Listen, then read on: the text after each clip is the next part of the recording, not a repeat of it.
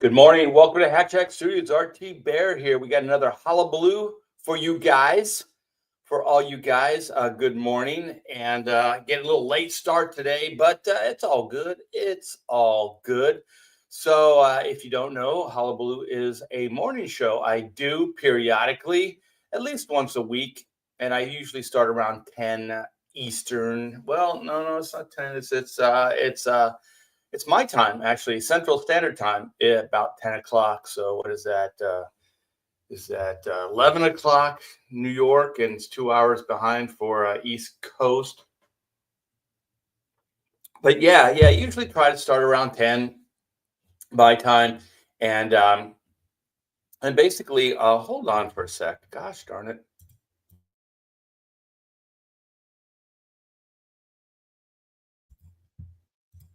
Congestion. So usually talk about whatever's on my mind and to hang out with you guys. So a big part of the show is interacting with the chat, and the chat is you guys. So feel free to ask questions and what's ever on your mind, and we'll go back and forth. This is my social life, you guys. But what I want to talk about is AI. I've been given this. We talked about a little bit on pontificators the other night, and there's some strong feelings about it. And for the first time, I actually started thinking about like a practical use for myself for what I do. And I'll get into that, but I kind of want to just at this point say hi, hang out a little bit, and then we'll get into that. So, sleeping psychopathy, what is up? Good morning, sleeping. Oh my gosh, I did not want to get out of bed this morning. Robert Romano, what's up, brother? Morning art. Yeah, right back at you. Hope you're having a good time so far. So far, so good. Leg kick says, "Hail, T Bear." Hey, we got 44 numbskulls. There's 44 of them, and they're all in a row, and they're all here right this very minute. Hey, man, what's up? What's up? What is this? AI or AI? I don't. I don't know, man. Artificial intelligence. You know what I'm talking about. Stop. Yeah. But yeah, I don't know about you guys, but this is the time for Christmas parties, and holy shitballs, my wife put together quite the shindig. About mid last week, we went out with some friends into a restaurant. She likes the restaurant. They like the restaurant. I don't care for the restaurant. But anyway, the company was good. We were drinking some bullets and having a good time. And then we went over to their house and had dessert, and it was crazy good. And yeah, I mean, I like this time of season because everybody makes time for everybody to hang out and things like that. So we had some friends over. I'd met the two before, but I'd never met the other. And they're some of Pamela's church friends, and they came by, and they're about the same age. And man, we had a great time. We had a great time and hung out. And Pamela put together, oh my gosh, I took some pictures, and I'll probably post those today. But it was so good. It was so good, man. That woman can shine, man. She can put a party together, and she can cook. People, there were no leftovers. Usually, well, I don't put these things together. I help Pamela, but you cook more. You cook more than you need, right? She cooked more than she needed, and it was gone. Like there were no leftovers. There were no like, hey, take this with you, that kind of thing. There was none of that. It was pretty crazy. And she thought she had leftovers, though. She did think she had a little bit of leftovers, right? So last night, she's like, well, let's have some leftovers. I'm like, hell yeah, it was so good. And we were eating like poor people. Like the meat, there was no meat in it, and it was just kind of like rice. What is it? Orzo? Is that? It's kind of like a rice, I guess, or a pasta. It's a pasta that looks like rice, and so it was pretty much we just like ate this orzo with what are those? tomatoes, those sun-ripe tomatoes or whatever those things are. Um, and that was pretty much our dinner. So there were leftovers, but really not leftovers. It was just kind of the pasta part of it. I think there were some chicken scraps, but it was all good. That was last night. So yeah, I hope you guys are hanging out, having a good time with some friends, family. Um, that's what these holidays are all about. And my goodness, it was great. And I think we have one more hangout, and then closer towards Christmas, we have a friend from California that's going to stay with us for a while. And so that's going to be a lot of fun as well. So, yeah, everybody's yelling, Dale, Dale, numbskull. The big Dale, Dale Keown, ladies and gentlemen. Hell, hell, hell, hell, leg kick, and sleeping psychopathy. Yeah. Well, it looks like you guys want to get right into this AI thing, but I'll read Robert's comment. AI is really good at coding software, increasing output for developers, and make better application sites and games. Since code either works or it doesn't, user is unaware of how it was scripted. Yeah, the lowers development cost, so that means more software. Exactly. Raven is screaming, Keown, where art thou? Oh, I see. I'm second. I'm second on my own stream. Yeah. So, just an afterthought. Hey, Art. Dale, where art thou? Hey, Art. What's up? Yeah. uh, I'm right here, man. Yeah, Dale is like my rock and roll brother from another mother. Yeah. Uh, Behind the scenes, we kind of turn each other on to music.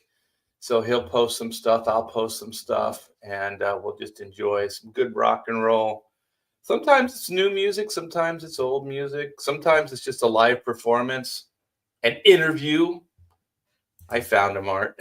He's right here. Yeah. Drum it up. Yeah. Yeah. Oh, wait. Always. This is what I do just when I'm bored.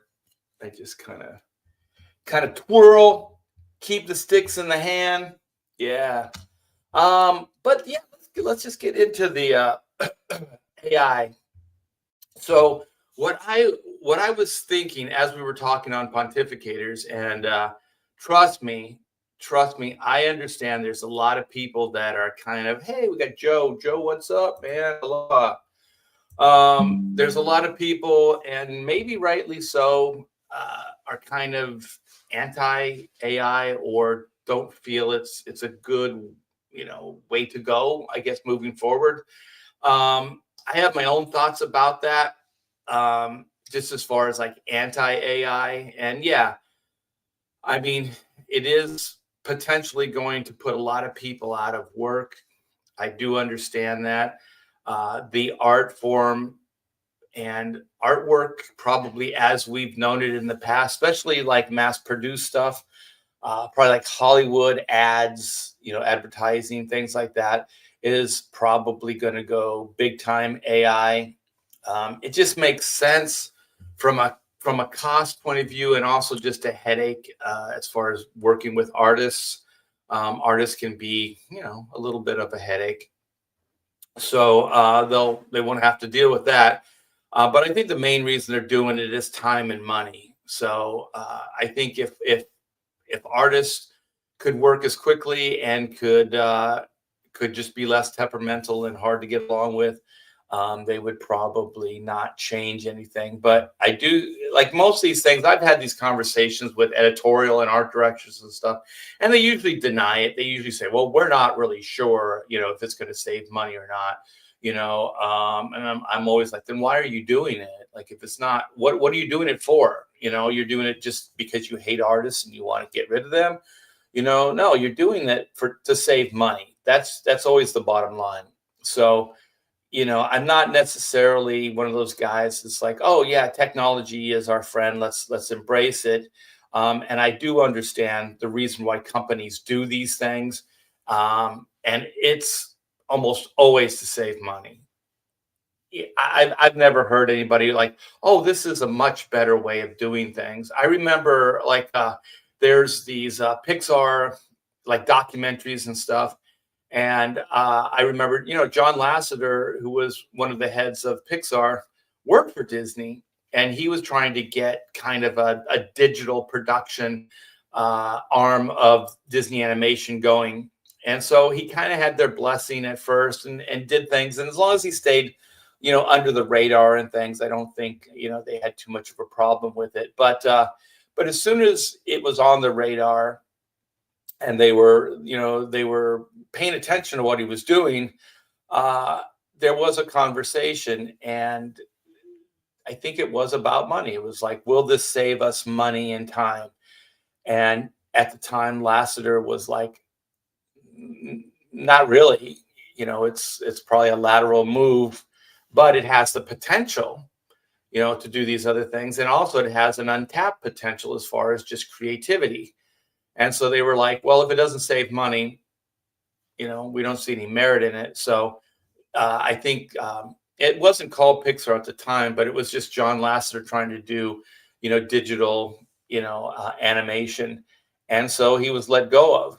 And so then he met up with, the guys that eventually became, what was the tech guy's name? I can't remember his name now, but he met that guy at a convention, and then they started talking, and they both saw the potential in it and started putting time and energy into it.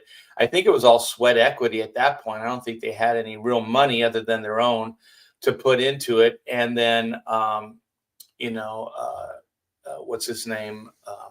The Apple guy comes in, and they're able. Well, I think it went Disney for. Well, not Disney, but George Lucas, I think, picked them up and then backed them, and then they made some commercials, like did some shorts and commercials to one, generate money, but also to prove what this could do. And then, the money came in, and so on and so forth. And so now it's like nobody really questions it, but there was a lot of like, will it save money? Will it be more expensive? And I'm sure the artists that were doing, hand drawn animate. Excuse me, I'm getting really congested. It's morning. Hand drawn. They were probably like, we don't like it. We see the writing on the wall. We're probably going to be displaced or fired, at some point.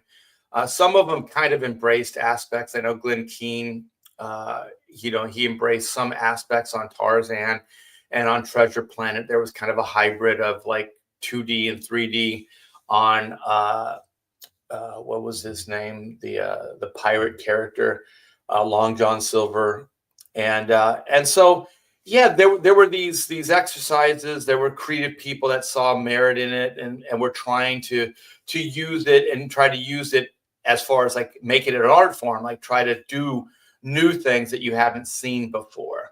Not just replace, but try to plus it and do things that people haven't seen before. And so, it is what it is. Pixar became like massive, but not without a lot of, as they say, eggs that were broken, a lot of probably hard feelings by some industry people. Um, and AI is probably, and well, most likely it is going to be one of those things. So let me see. Let me catch up with you guys in the chat. And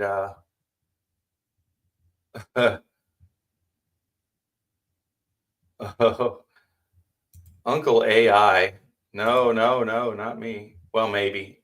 Maybe. I'm going to get into some stuff, and you guys are probably going to hate me. But Joe says AI will become a tool going forward. But if you can produce stuff using your own art as a source. Yeah, I'm definitely going to get into that. Sleeping Psychopathy says AI in art is really bad in my experience. So not just what you like, but you work around it. So that's interesting.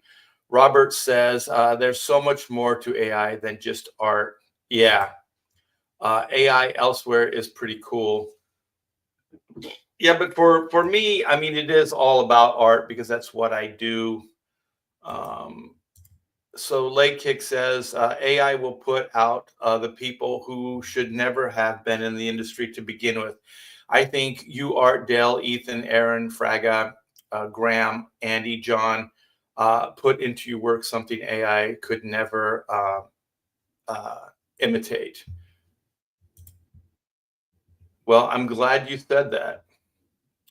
So Joe says you will have to change the correct art, but I will say you can use it for backgrounds and the environment.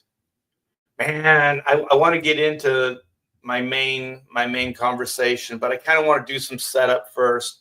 Um, I tried using AI to make fun of Shane Davis and John Maitland, and it's a pain in the ass. It takes forever just to get it the way I wanted it, let alone anything better than I could do myself. Well, I think it is growing. Is it sorry? Um, AI.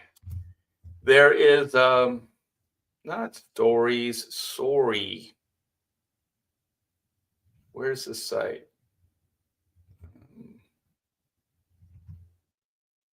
Oh, it's Sora. Sora. Sora AI. Let me see. Where's the official? That's Wikipedia. Where's the? Don't they have an official site? Is this it? Yeah, they have an official site. So like, there's this site Sora, and it's a site, and you can use their AI and create stuff. Um, and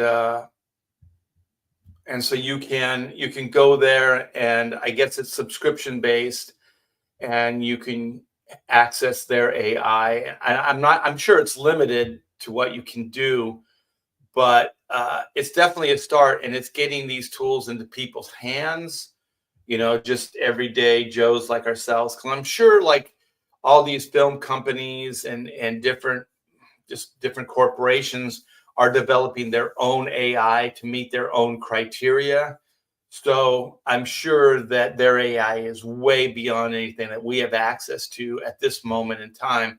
But it is changing very, very quick. I mean, just think about like AI from the time you heard about it, like maybe earlier in the year to now.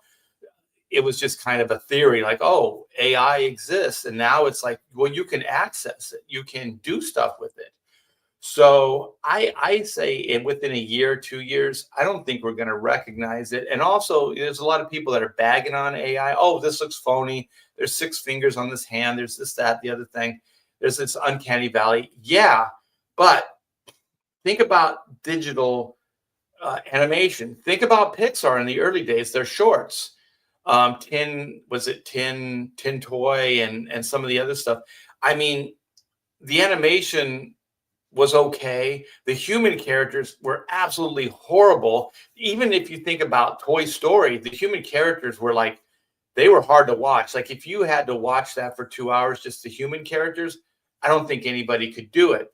But it was the writing, and it was the concept, and it was the charm.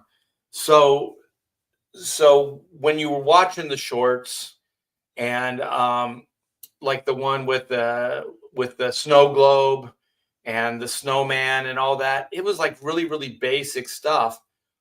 But there was character, there was humor, there was relatability, there were these things that were in the work. And that's what made it relatable. It wasn't just that it was digitally, put together. It was that there was relatability to it. So like Pixar, if they just put out a bunch of crappy movies with this technology, I'm sure there'd be people that were wowed by the technology. But if it wasn't the characters and the stories, it wouldn't have caught on. So I feel the same way. on some level about AI.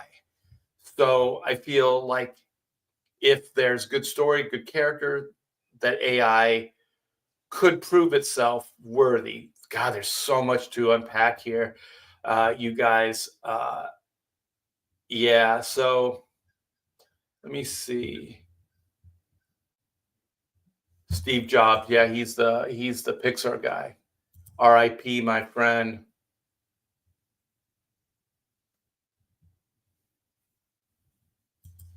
Yeah, yeah, I agree. I agree. But some of the really basic stuff, like this, the shorts and things I've seen come out of Sora, they're pretty impressive. I mean, you can, if you're really looking, you can tell. But already out of the gate, it's better than the Pixar stuff. Like it is a million times better than Pixar, and it's changing daily. Like I said, a year, 2 years from now, it's gonna probably just be perfect, you know. I have to admit, oh, Dale says he hates it and he's anti AI. I completely understand it. Initially, I was too, but I'm gonna get to that. I'm gonna keep teasing that, and I'll eventually get to that point. I think AI will be like computer graphics on animation, in comparison to hand drawn animation. Hand drawn is preferred by most. Yeah, definitely. But if you think about it, most of those traditional Disney animators, those guys, they're most of them are retired. All of them probably are retired on some level, because they can't get work. They just they didn't really want to take a wireframe and move it. They studied. Those guys are phenomenal, man. At one point, you kind of have like close relations at certain points in your life, and then you kind of move away, and sometimes you come back with friends and colleagues. And the Bancroft brothers, Tony and Tom, especially Tom, because Tom did comic books for a while. These guys are Disney animators on the top of their game, and they like Mushu was Tom. Tom was the key animator on Mulan. I think Tony directed Mulan. Like these guys are Disney animators on like just the top of the top, and those guys never really wanted to do the digital thing. You know what I mean? Like there was no appeal to them, so they never went, "Oh, to keep my job, I'm going to learn this new technology or anything like that." They just went in a different direction. So like I said, Tom started doing, comic books. I think it's opposing forces or opposite forces or something like that. And so his brother was directing like animation, cartoons, not cartoons, but I think commercials, things like that. But anyways, they kind of found a new place for them to exist. Um, but I am a big traditional animation guy. Like I collect it. I got it all on my walls. I have books where I just have pencil drawings of theirs, just all kinds of stuff, and I appreciate it. I think it's amazing. Uh, I'm also like a comic book artist that like comic books started going digital, so I had to deal with a little bit of this firsthand, where you're an inker, and then the industry started calling these things early on digital inks. So colorists would go, "Oh, I'm going to digitally ink this thing," and really all they did is like take the pencils and then make them black instead of gray. Like they just changed the opacity or whatever it's called, and then made them darker, and then maybe did some simple cleanups, to make them look more crisp.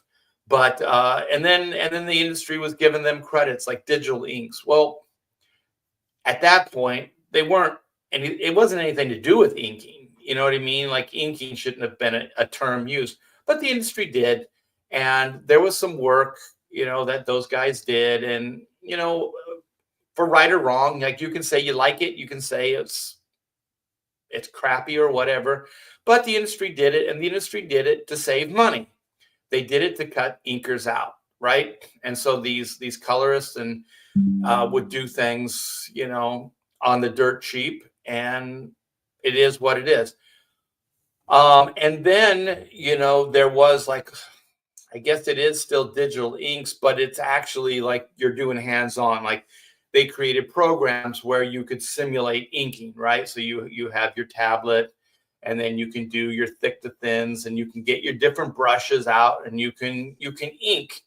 Um, Somebody like me that learned the traditional way, brushes and pins and like actual tactile tools, I looked at that and I was like, yeah, well, if that's what you want to do, then do it. I was never really threatened by it. The early stuff was pretty sterile, because my thing, like especially the early stuff, is like, well, if everybody's using the same program, and the program I I've tried inking or dabbled in inking on these tablets and stuff, and there is a part of the program. It's like a stabilizer.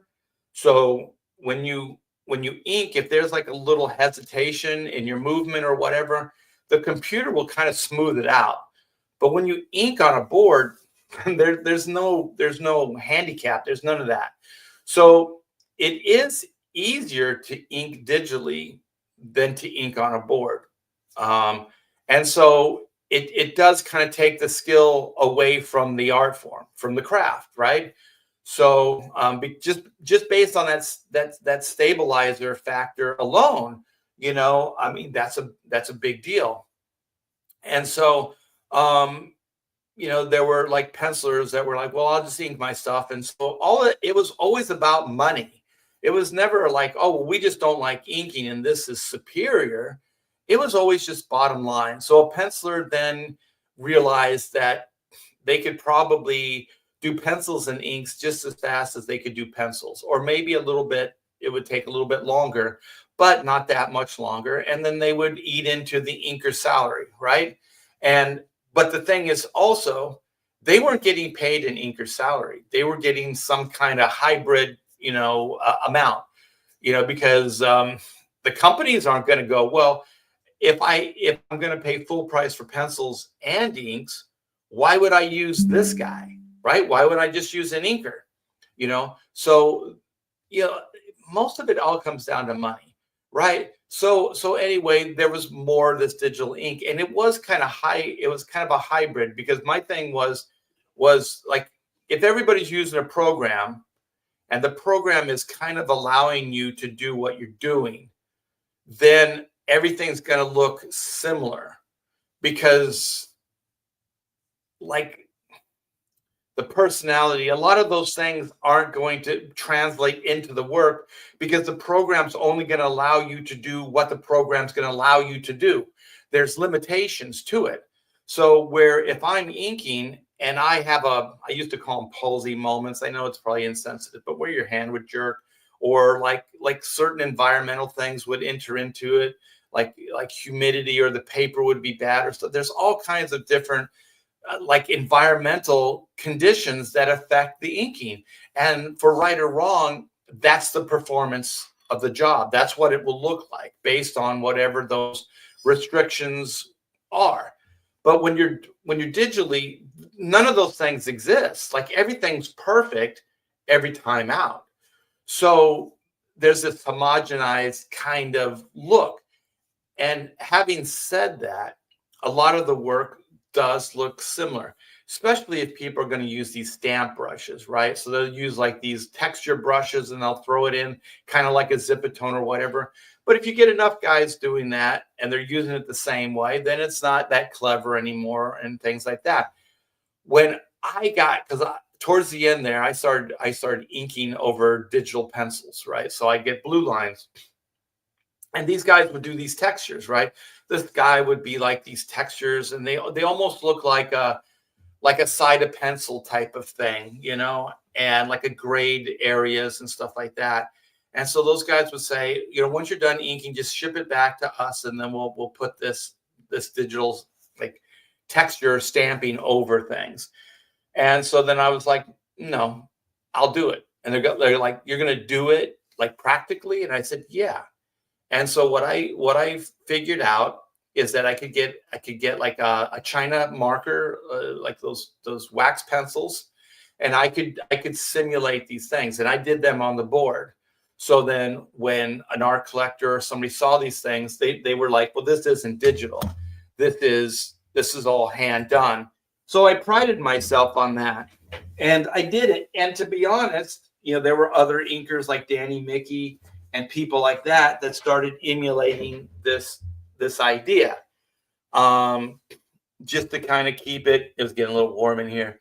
So I took off my sweater. So they started, doing the same thing, figuring out what I was doing and then emulating it on their own artwork. And that's kind of how the industry works anyway. But I kind of prided myself on like that everything that you see was generated by me. Even those gray tones in the sky and all that other stuff, that it was all me. Maybe one of the shows I'll kind of demonstrate what I'm talking about, and show you. But the thing is, that was then, and there are some people that were using these digital tools, and they were kind of making it their own, right? So when they inked, it was style, it was them. I don't know how they did it, if they changed the brushes or they customized things or they just used it in a different way. And and so that stuff I have respect for, like, because I think it was Joe early on said it's a tool, or one of you guys said it's a tool to be used. And so yeah, it's a tool. And but when you use it for something and you make something original, something new, something unique out of it, then I think there is art to it, right? If you're just using a program exactly the way it's made, and you're just kind of, I don't know, using these ink programs, well, then it's going to just have a homogenized look, and it's going to be boring, just quite frankly. And so, yeah, that was my firsthand take. And then there was just also like respect. Like, inkers were considered like talent. So there was writer, penciler, inker. So that was the talent. Letterers and colors were production. Well, letterers sealed their own doom with going digital, right? So then, like Richard Starkings and Comic Craft, they were selling fonts, and that you could anybody could letter now, because it was all prefabbed, right? So you could download letters and sound effects and stuff like that. So then you could letter your own book, right? So maybe Richard made a bunch of money, but at the same time, people like him and people like him destroyed the art of lettering, where it was on the board, it was all by hand. They used guides, they used rapidographs. I mean, it was all, there was an art to it, and you could tell one letter from another. For the most part, you could kind of tell stylistically that there was something different. But once again, if everybody's buying the Richard Starkings programs, right, and they're using them, then like Richard's like, yeah, everything looks like me, but it kind of takes away the uniqueness of the individual. So I do understand those aspects of it. I understand the aspects of this technology and what it potentially can do to the art form. But it's kind of like that applies to almost everything. Everything is constantly moving and shifting, and nothing is really stagnant. So I think, art is going to be similar, and I think there are going to be people that are going to do absolutely fantastic stuff with AI, and then it's going to just be homogenized BS, which is probably most of the stuff you see now. But also, these big companies and stuff aren't employing high-end artists either. You know what I mean? Like we're just seeing the beginning, the infancies of this stuff. Like I said, a year, 2 years from now, it's going to be absolutely nuts. So let me see what you guys are saying. Well, we know Dale Keown absolutely hates it.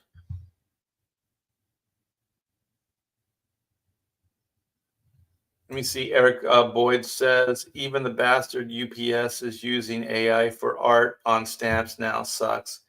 Yeah, AI is like a glimpse into our nightmares. It freaks me out. Yeah, you know what the thing is, like I really do understand Too Close to Terminator. Let me see if I can say this name. Venomite. Venomite. We got some Del Keown fans in the chat here. Um, but oh, I forgot what I was going to say. But yeah, there's going to be good stuff and there's going to be bad stuff. I think we've seen mostly bad. Let me see. AI art reminds me of the murals the Shoggoths start making in Lovecraft's Into the Mountains of Madness. Those were the helpers of the elders, ones who end killing them all, but they kept making murals. Um, yeah, I don't understand any of what you just said. Sorry. Let me see what Joe says. There is a scary thing that they gave AI a test against a real life fighter pilot, and it beat the pilots 2 of 3 flights. That is scary. Um, yeah, I mean, there were like computers that were playing chess that were beating, the best chess players. So these things they've always been, but I think that AI is going to be huge. And one of the bigger problems outside of just artwork for me with AI is that what do they call it? Deep fakes. Like they can simulate an assassination. They could use this stuff to frame people. Like our legal system is going to change drastically because okay, if video can be used in a court of law, right? So you can film something with your camera, right? But let's just say you can't tell the difference between something that was actually filmed on a camera and something that was generated on AI. Let's just say I don't really know the details of it. But how do you tell the difference? Like are there going to be experts that are going to be able to tell AI from the real thing? And if so, then that's going to be a new aspect to our court, because if you have to question something being videotaped from your camera, then all of a sudden, then that's not a credible source of a witness. So you could go, okay, well now we have to check this video to make sure it's authentic, and so I think that is going to turn things upside down. And if you don't think that it already exists, I have a strong feeling it already does exist on some level. And like I said, we're not seeing the good AI. There's stuff that's being generated behind the scenes that we have no idea of, and that the deep fake stuff, that's the thing that scares me more than putting an artist out of work. I mean, that's not cool, that's not good. But oh my gosh, like you could pretty much wreak havoc with these deep fakes. And so I and we don't have really good leadership in the world. So, and I heard Elon Musk say this, like we need to get out in front of this, like our legislators, uh, legal people, like we need to set parameters for AI. And we need to do it now because, like he was saying, like it's moving fast. So, so we need to set parameters in law for these things. Otherwise, not necessarily that we'll find ourselves in a Terminator situation, but you know, it can wreak enough havoc by our own hand. Like not even that these things become self aware and start doing this stuff. People are going to use it against other people. in the worst of ways. So that's my thing. Robert says, so I suppose the AI could kill us all, but still keep making muddy six-finger people paintings. And why not? Sean Allen says, think about the tids. My last wife had the bag of horseshoes. She looks swell in AI though. Is it tids, tides? Raven says, AI is fun for people like me that have no way to make fun of people. LOL. That's how it all starts, Raven. It all starts with a joke. Lake Kick says AI will be wiped from just a what's that hiccup from the sun. I don't know. Admiral Wackass says, "Hey yo."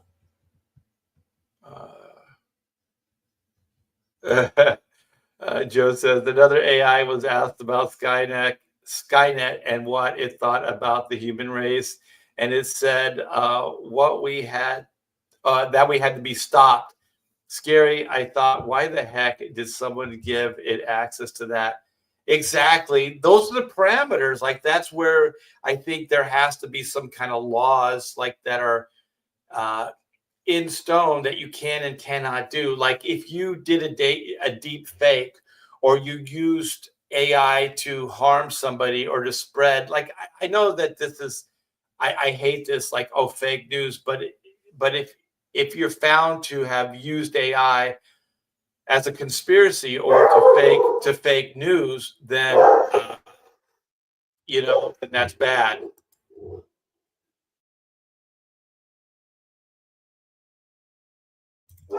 I think, oh, the dog's still barking. Daryl Wayne says, AI is flying drones over Jersey. Skynet is here. Dell says, it's just a tool, I guess. Like famous last words, right, Dell? It's just a tool, I guess.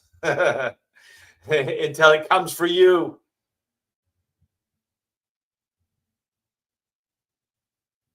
Yeah, come with me if you want to live. Let me see. I'm kind of scanning to try to catch up because I got a whole nother like take on this, and it's a personal take. And I kind of want to run it by you guys and see what you think. Oh wait, hey Art, James Gunn Superman movie trailer is supposed to come out Thursday. Ooh, I'm gonna make sure I do a show Thursday. Let me see. Joe says, I don't like digital ink. I prefer the traditional ink and then scan it. Well, that's how I do everything. Yeah, it feels like art in my hands opposed to digital where I don't have the original art in my hands. Yeah, hold on for a minute. Like, that's how I do everything.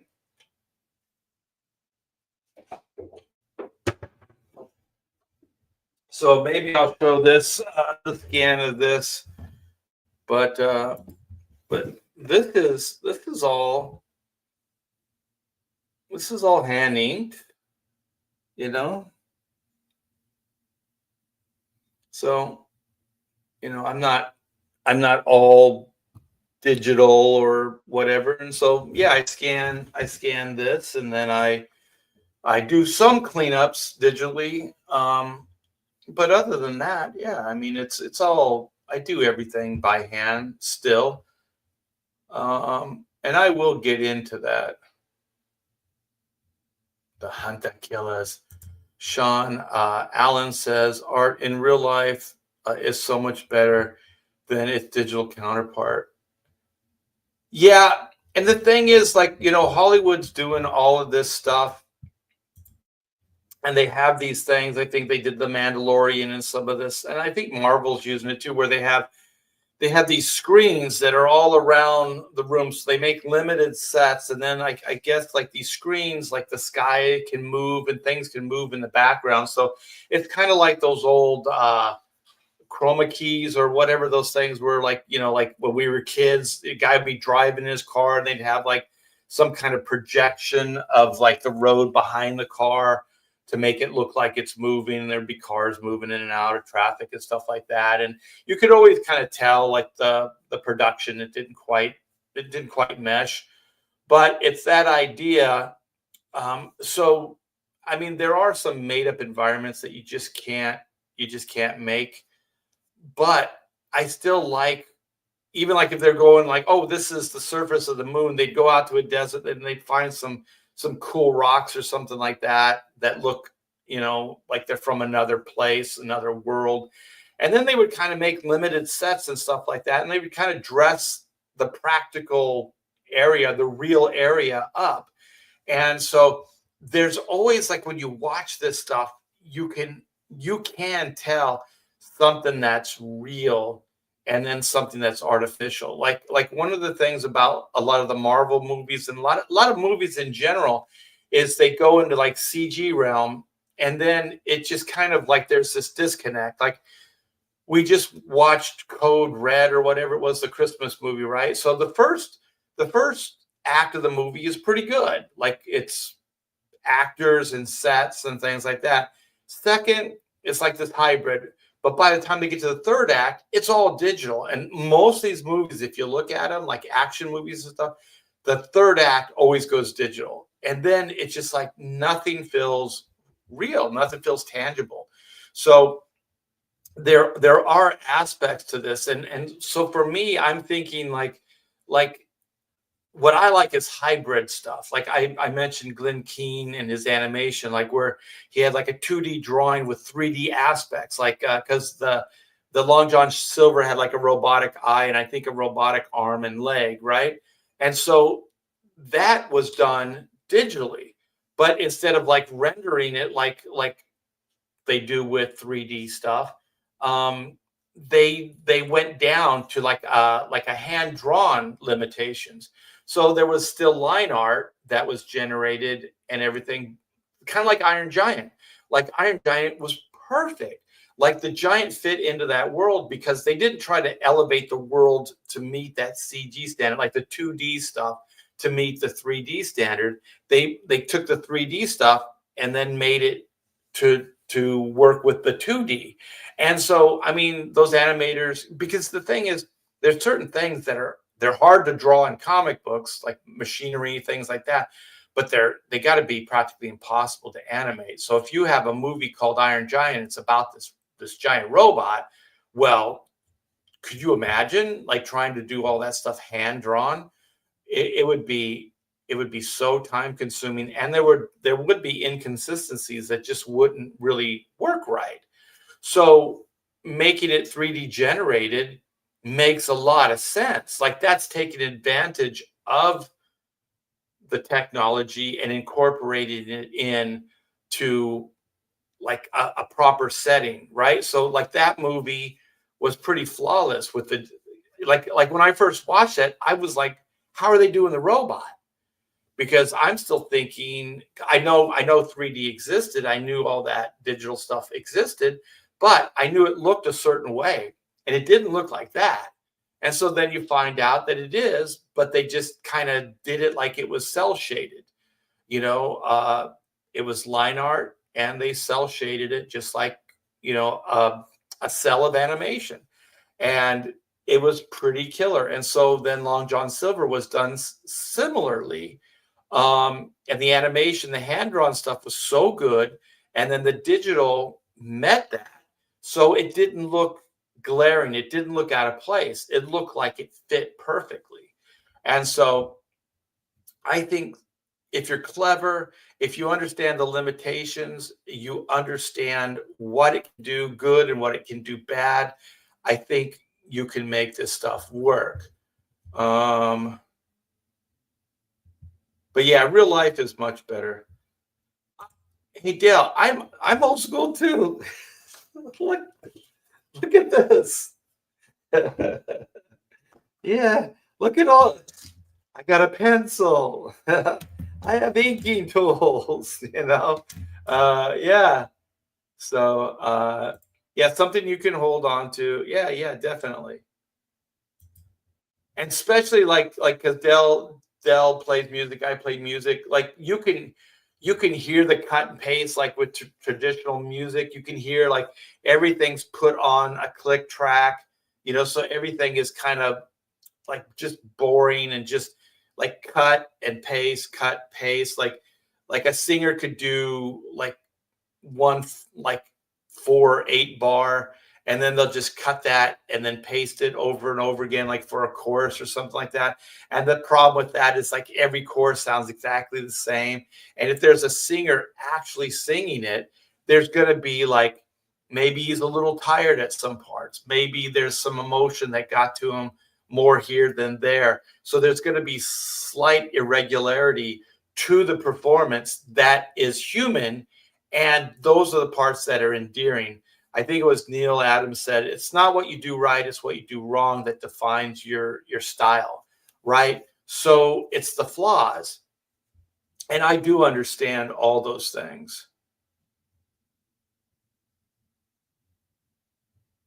Bland and heartless. Well, of course. The thing is, stories. How can a computer relate to the human experience? They can't. So somebody that writes it, a human that acts it, there is a human aspect to a lot of these things that are harder to replicate. And I think making something that really resonates with the human experience, um, I don't think a computer's ever going to be able to write it. Um, So let me see. Mark's Comic says there's Pixar AI and there's realistic AI. I don't see creating Joe Mad or J. Scott Campbell looking comic art. Wait, I don't see it creating Joe Mad or J. Scott Campbell looking art comic style. Yes, but copying specific artists, I don't see it. I think if Joe wanted to have uh, animation based on his characters, I'm sure that there's somebody that could prompt specific parameters to have things generated to look like Joe's work, which is going to lead into stuff that I'm going to talk about. Ken Jackben, Art Bear greetings and salutations from Vallejo, California. Yeah. My dad used to work in Vallejo. They had like a military, naval base. And so my dad would do insulation and boiler making for these big Navy vessels, aircraft carriers, destroyers, all that stuff. Zeno, the Stoic, says, good AI equals, where's my Boop bot? Betty Boop bot. Yeah. Dale says, you are feeding into my nightmares. Like, oh no, we're giving Dale nightmares. We got to stop. Never. Pastmaster says, hey, boss, what's up, brother? I'm going to put you to work, Pastmaster, since you have a wrench. I think this is about time I share a campaign that I have, and it is live and is called Black and White, Sins of the Father. This is volume 3. This is part 1 of a 2-part story. So volume 3 and 4 are going to be the Sins of the Father storyline. So let me play this video. No AI was used. I don't know. No AI was harmed.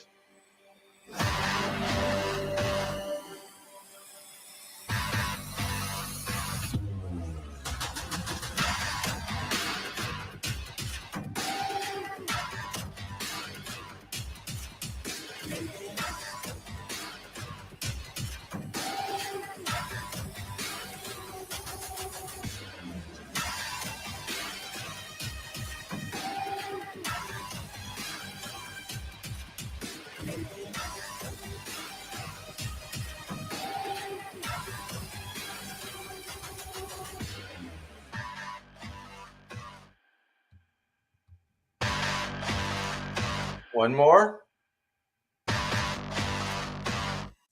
Very good. Yeah, you guys, black and white, 30 years ago, 1994, through Image Comics, black and white was born. So now we're 30 years later and we're still making black and white stories. No AI was used to make this comic book. Absolutely my guarantee. We got a few backers earlier, I think yesterday. So thank you guys for that. We are at 238 backers, 18,202. There is much, much, much, much, much more room for more backers. So you guys get on it. I know Christmas time, but hey, man, you need this book. You absolutely need this book. They're back for another epic adventure of family and betrayal. So this is black and white. So here's my little write up here. Sins of the Father. Instead of a much needed vacation, see volume 2. Black and white are up to their necks in strange happenings. There is only an empty coffin where the body of Reed's father should be. Sickness overtakes Gray, and a beautiful but deadly voodoo priestess is making zombies left, right, and center. This new adventure from the evil genius that is R.T. Bear will send our heroes into the world of voodoo nightmares and murders immortal that has hated the Blacketts for centuries. Lord Fagin will stop at nothing to wipe the Blackett lineage from the face of the earth. There you go. That's the first half, man. That's quite a setup for an epic tale if I've ever seen one. This book is brought to you by me, Aaron Sparrow, and Pamela on the writing. We got Alan Patrick doing dazzling breakdowns, cool breakdowns, and I will be doing finishes. And we got Brian A. Mag doing the color work. This is going to be 64 pages, you guys. We are about a third of the way into this book as far as the artwork, and it looks absolutely, absolutely fantastic. I'm very, very happy with the results. And just like we did last black and white campaign, we had a secondary book. And so the high octane books did so well for that campaign. We're bringing it back. So we got Pedro Ang doing writing pencils, inks, colors. And so this will be the second issue. So, and these are one and dones, you guys. These are 22-page one and dones. So you can jump in at any point and enjoy these high octane adventures. And we do, if you want to get both of them, we do have a tier where you can get volume 1, volume 2, and but they're limited because volume 1, we only have so many copies left. So you can get in there. Back high octane 2. Here's some of the interior pages. We got 4 jaw-dropping covers. So we got cover A, which is the main. We got cover B, which most of you guys prefer. That cover is selling very, very well. So thank you guys. And then we have cover C, which is my buddy, my DC buddy, Carlo Barberi. Asked him. He said, sure. And he drew this bad boy up, and I threw some ink over it. So there is an original for this. So there's originals for all of these. So here is a better look at that B cover. We got Lord Fagin, we got Juju, and black and white are up to their necks in zombies. Yeah. Just like I promised you guys. So we're going to have sci-fi, action adventure. We're going to have like supernatural. We got a little bit of everything in this book here. Here's a better shot at Carlo and my cover with Brian's coloring. And then here you guys go. So just to prove the point, no AI was used.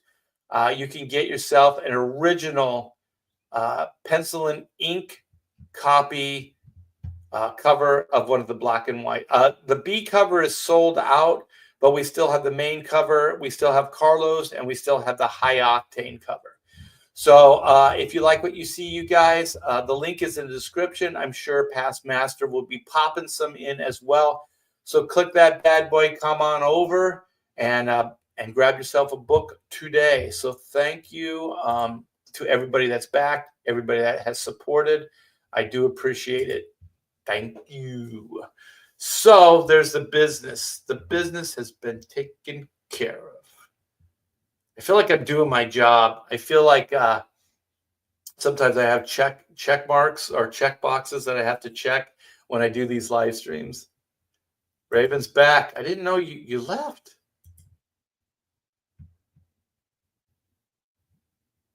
All right. All right. All right. Let's see. Zeno the Stoic says, sure, we will never become a galactic civilization, but the AI will build, we build that kills us might. Yep. Watch your nose. When did the dog come in here? Oh, the barking. Yeah, I hear a pupper. Yeah, he's downstairs. Admiral says an AI future where everyone is deep faking each other, so they have to send the supernator back in time to end humanity. I don't know. I don't know. I try not to think about. I try not to think about those things because those things, like Dell was saying, the AI scares me. Well, those are the aspects of the AI that scares me. I mean, I don't want to see people. I don't want to see people without jobs, right? Like especially animators, people that have honed a craft over decades, things like that. That breaks my heart. It's happened before, like I was saying with like Pixar and then traditional animation. So it's happened before. And the thing that bugged me about that, just to back up a little bit, was that I remember official press releases because there was like the frog. What was that? That Disney, the Princess and the Frog or whatever. And I don't know if that was the one that was the kiss of death, but Disney had launched like a traditional animation. And so then there was a press release and they said, we're not going to make traditional hand drawn comics or cartoons anymore because people don't like them. They like the digital. And the thing is, I've never talked to just an average person that said, you know what? I like digital. I don't like hand drawn animation. I don't think, I think it was disingenuous. I think they made it up to serve their own purpose because I just don't think people are like that. They don't think like that. Like for me, like Lilo and Stitch was hand drawn and it was amazing. Whether that show was digital or whether it was hand drawn, I and it looked similar. I don't think people would have went, "Oh, I like this way more than that." I think they liked it because the characters were good, the world that they built was cool, and the story that they told was interesting. Like I think those are the components. I don't think it's the way it's delivered. I mean, that can affect it, but if that thing looked amazing, but it didn't have those elements, then people wouldn't care for it. So I disagreed with that Disney executive, whoever said it. I don't remember now. It was years ago, but I just don't think people think that way. I don't think they go, you know what? I prefer digital art versus hand drawn art. I just like it better. Like, I don't think casual people think like that. I think artists think like that. I think people that have a vested interest in it think that way. But I don't think average Joes do. I think if the criteria is good character, good story, uh, you know, uh, good world building, and it's compelling, I think people will like it, regardless of the medium. Like if it's a book, a novel, whether it's a cartoon, whether it's live action, whether it's whatever, like if you have those components and it really resonates with people, then that's the key to success. It's not the delivery system per se. At least that's how I feel. Um, and so that's where I think the heart and soul is in whatever it is. Like if Pixar just had the technology, but they didn't have John Lasseter's heart and his storytelling ability, at least initially. They got people later. Pete Docter, I like his work a lot. If they didn't have that, then I don't think it would have succeeded. I think it would have just been heartless digital storytelling, and I don't think people would have connected with it. But I think even George Lucas said, like, and I don't think he even fully believed it, but it was a PR way of promoting special effects. Like he was like, special effects can't take the place of good storytelling or character. Special effect is there to enhance those things, right? Like I said, I don't know if he totally believes it then, and I don't think he totally believes it now, but at one point that's what he said, and I think that that is true.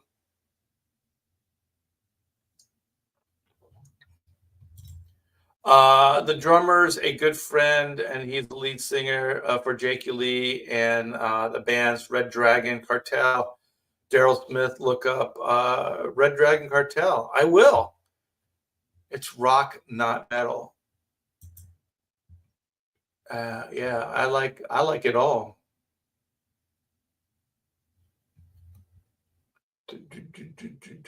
Is that Jin? No, it's too early. Too early. Princess and the Frog. Yeah. Princess and the Frog for me is one of those, like the animation was gorgeous. I don't think the story was that good. I think the first like act, but as soon as they turn into frogs, I thought it was just boring. Boring. My son prefers 2D. Yeah, I mean, there's always going to be that preference. It's like, when things went from black and white to color, TVs or film, people, there were still people like, I like black and white. And then later there were people like, I can't watch it because it is black and white.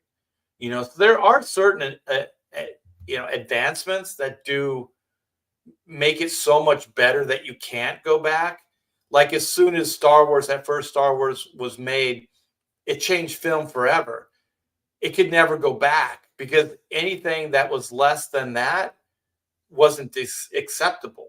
So once there is an acceptance, like from black and white to color, then if you don't give them that, it feels like they're not getting something. It feels like you're taking something away from them.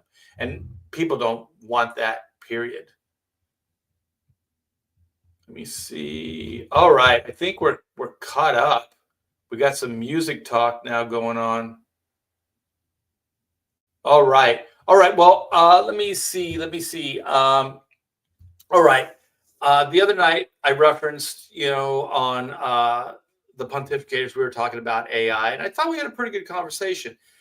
As we were talking, and a lot of you in the chat, I mean, there was mixed feelings. There were mixed feelings, but as we were talking, I started getting that light bulb, like those light bulb moments you have sometimes. And so, boop, light bulb goes on, and then I'm thinking, all right, so there's this Sora site where you could subscribe. It's made by the Chat GPT, same company, where you could subscribe and then you can access their AI and you could make things. So I was thinking, okay, now this isn't just for the elites, the people that have a bunch of money and stuff. Like this is accessible to people like us, creatives, just average people, so on and so forth. So then, you know, I started thinking, all right, like I don't have to necessarily, like I could use this thing, right? I could teach myself to use it, or I could find people that, I guess they call it prompting, that can prompt things and so on and so forth. So then I started thinking, okay, well, I could use this thing. And if I had access to it and I was so inclined, what would I do with it? And then I started thinking, well, Chrono Mechanics, I had I had a deal in place with Kids WB, and so I did kind of partially develop it so it could be a cartoon. It is a comic book now, but there were not full episodes written, but there were probably about 20 episodes that just had a pitch attached to them. I believe it was like 20 episodes came up with. And so um, it was kind of a dream that never happened. But the thing is, I had to sell so many people on the idea so that they would put money into it, time and energy and all these other things. So there were so many different aspects to it that you had to get people to sign off on so you could make it happen. I don't know how anything gets created in Hollywood. The process is so overwhelming and huge. Like, it's not just selling one guy. I mean, if you can sell a powerful person, then they it makes it easier, which is what we did. Um, and so, long story short, Kids WB went away, and so did the development of the cartoon. But it was still hard. And in the day, in the 90s, Pamela and I had an agent to rep us for black and white. So we took meetings, and so we kind of did the Hollywood shuffle at different parts of my career. I've taken meetings, I've developed things, and so on and so forth, right? And inevitably, it's always like you feel like you're selling your soul, right? You're like, oh, well, it'll be a good cartoon. Trust me, blah, blah, blah. Or this will be a good toy. But there's all these things. Like I remember in the 90s, we signed on with a licensing company. And the licensing company actually owned an animation. It was I forget. They made the Zorro cartoon. They made a couple cartoons in the day, in the mid 90s. And so I remember talking to the guy, and I was like, "Well, you own an animation company. Why don't we just start developing black and white as an animated cartoon right now?" He said, "Because you got to get certain ducks in a row. So the main duck is you need a toy company to sign off on it." And I was like, "Why?" He said, "The toy company will pay for the production." Well, who pays for the production of the toy company? Like, this seems like it's kind of ass backwards. Like, somebody's gonna have to believe in it, and somebody's gonna have to put money into it to start things going. Somebody's gonna have to believe in it. And if the guy that licensed it and is working with the creatives behind it don't believe in it and won't put their money, why would a toy company do it? Right? Like, why all of a sudden would Playmates or Toy or Mattel or whatever? Why would they go, "Oh, okay, here's a bunch of money. We're going to make toys, and then we'll base the cartoon. We'll have the cartoon tie into it." It doesn't really make any sense. To me, it didn't make any sense. I mean, to him, it probably made sense because then he's not putting the money up front. But he's the one that says he believes in it. He's the one that signed us on. So those kind of things would just bug me because I'm like, we could create right now. We could do it right now. You have a studio full of artisans. You have supplies. You have money. You have access. Like, his wife, his name was Dan Blum. His wife ran a Film Roman. She oversaw the Simpsons stuff. Like, these were a power couple. This guy licensed Star Wars, the first Star Wars. He licensed Rocky, all the Stallone movies because he was in tight with Stallone. This guy was the shit, right? He's probably not around anymore because he was in bad health back then. But anyway, that's the level of guy this was. And he wouldn't do it. So I always thought like it was really weird. Like the future of like black and white animation or the black and white animated program was based on this guy waiting for somebody else to take a chance. I never got it. It always bugged me. And then things played out bad later. But anyway, that's another story.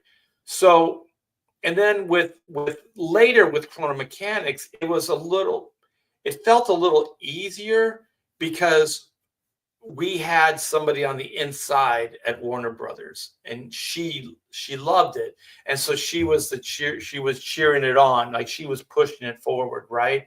And also, I think it was a really it was it was an easy pitch, um, and it would work. You know, like it doesn't take too much of like black and white. It's like, what would the sensibilities be? You know, there's gunplay. There's a lot of things that would make it a little bit harder to kind of pinpoint of what it is. But chrono mechanics, it's like time repairman, right? It's right there in the name. So so anyway, it was always frustrating because you have to work with other people. Like you have to get other people to sign off. You have to get this person to okay it. You have to get this, you know, these dollars allocated, all that stuff. And so then I was thinking, like, my gosh, with AI, it levels the playing field. I don't need those guys. I don't need Hollywood. You know, like if I got in tight with somebody that knew how AI works and could prompt it, and I don't know the particulars, so I could be talking completely out of my, but the way it seems, if you have maybe a couple people, like if it was me and a couple people that could actually make it happen, right? Generate it, do all that stuff, then I could be the creative person behind it. I've already created it. It exists. Like Chrono Mechanics, the characters are fleshed out beyond fleshed out. The world is fleshed out. Most of the visuals are fleshed out. So if you could take AI and you could mimic the style, like you don't even have to look at the limitations of the hand drawn or any of those limitations anymore. Like, I mean, there's going to be some uncanny valley stuff, so you got to watch out for that. But you could basically tell this thing what to do. You could say, oh, well, Oot walks with a little bit of like a slump, you know, and he kind of drags his arms even when he's in mechanic form. And I'm going to show you guys some of the chrono mechanic stuff. So it'll help my pitch because I feel like I'm pitching you guys. You know, so then anyways, it levels the playing field, right? So what is Warner Brothers Animation? What is Disney Animation? What is Universal? What is any of this stuff anymore? It if anybody can animate, everybody can animate, then it levels the playing field. And then it's still always going to come down to, hold on for a minute. It's always going to come down to the quality, the story, the character designs, the world, all those things I already talked about, the relatability. Those are the things that are going to be important. The delivery service is the delivery service, right? I mean, look at a character like Superman, who's basically existed on in every form of medium, right? Newspapers, radio, TV, film, comic books, of course, you know, cartoons, all these different things like toys, licensing, beyond licensing. Like it has gone through all these different phases. So what if, just think about Siegel and Schuster. What if they one didn't need DC? What if they didn't need Warner Brothers? What if they could have done Superman completely themselves? What if instead of the Fleischer brothers, they could have made animation? You know, what if without DC they could have made their own comic books? You know, these things. Well, as modern day creators, we have access to this stuff right now. Like I was talking to some friends at the Christmas party, and I was saying like there's freedom. There's absolute freedom right now. And the thing is, you got to kind of put, I mean, one, I have 40 years working in the business, so I know what that looks like, and I know what freedom looks like, right? So I do know the comparison. And the thing is, all I have to do is sell myself, my wife, and then you guys on the idea. That's it. Like I don't have to sell somebody else that has agenda or, you know, money or what. I don't have to deal with that anymore. Like I could go directly to you guys. So here's the idea. Okay, maybe I should catch up. Let me see. Art of Roy. I know you're against this, and I understand and I respect your point of view. Art, you could run a very rough, rudimentary, hand done animation through AI, and it will create based on that sim similar to how you can use AI and put that chick's face on a porn star in a full movie. Wait, let me see. Art, you could run a very rudimentary hand drawn animation through AI. So you would do character model sheets or whatever, and it will create based on that similar to how you can use AI to put chicks' faces on porn star. Yeah, yeah, yeah. Like I said, I don't know exactly how it would be done, but I don't need to know that. All I need to know is story, character, and then how to market it, how to sell it. That's all. That's all I would need. Um, so then you could go into business with one guy or two guys. So I don't have to have a big machine behind me. I don't have to have, you know, Warner Brothers or Disney or any of these things. So all of a sudden, the playing field is level. Think about it. I don't have to kiss anybody's ass to, oh, please, could you make a Chrono Mechanics cartoon? Oh, please, could you publish my book or any of those things? I don't have to do that anymore. Like that's freedom, you know? And so then I was just thinking, like, I didn't realize how much of that dream was still in me until I started thinking, like, I could make Chrono Mechanics cartoons and that AI is just a tool, right? Who cares? Who cares? As long as it's good, as long as it's entertaining, and as long as it's good, I can do that. And then all of a sudden, I was like, I got really excited, and I'm still passionate about it. I'm like, and then just to back up just for just one moment, you guys, I'm not going to not do comic books. That's a passion as well. I love to draw comic books. I also love to draw comic books by hand. you know, um, I love getting this little tool out and I like sitting with a piece of paper and just creating. I like that. I mean, my whole life has been that. So obviously, I like it. I love it. Okay. So I would still do that. So I don't look at it as an either or. And also, maybe way down the line, if there was a way to do it. But for me, I don't see any reason to bring AI into my comic books. Like for me, I wouldn't, I'm not looking for a way to draw comic books faster or any of that because from my point of view, I have the skill to do it. You know what I mean? I know how to do it.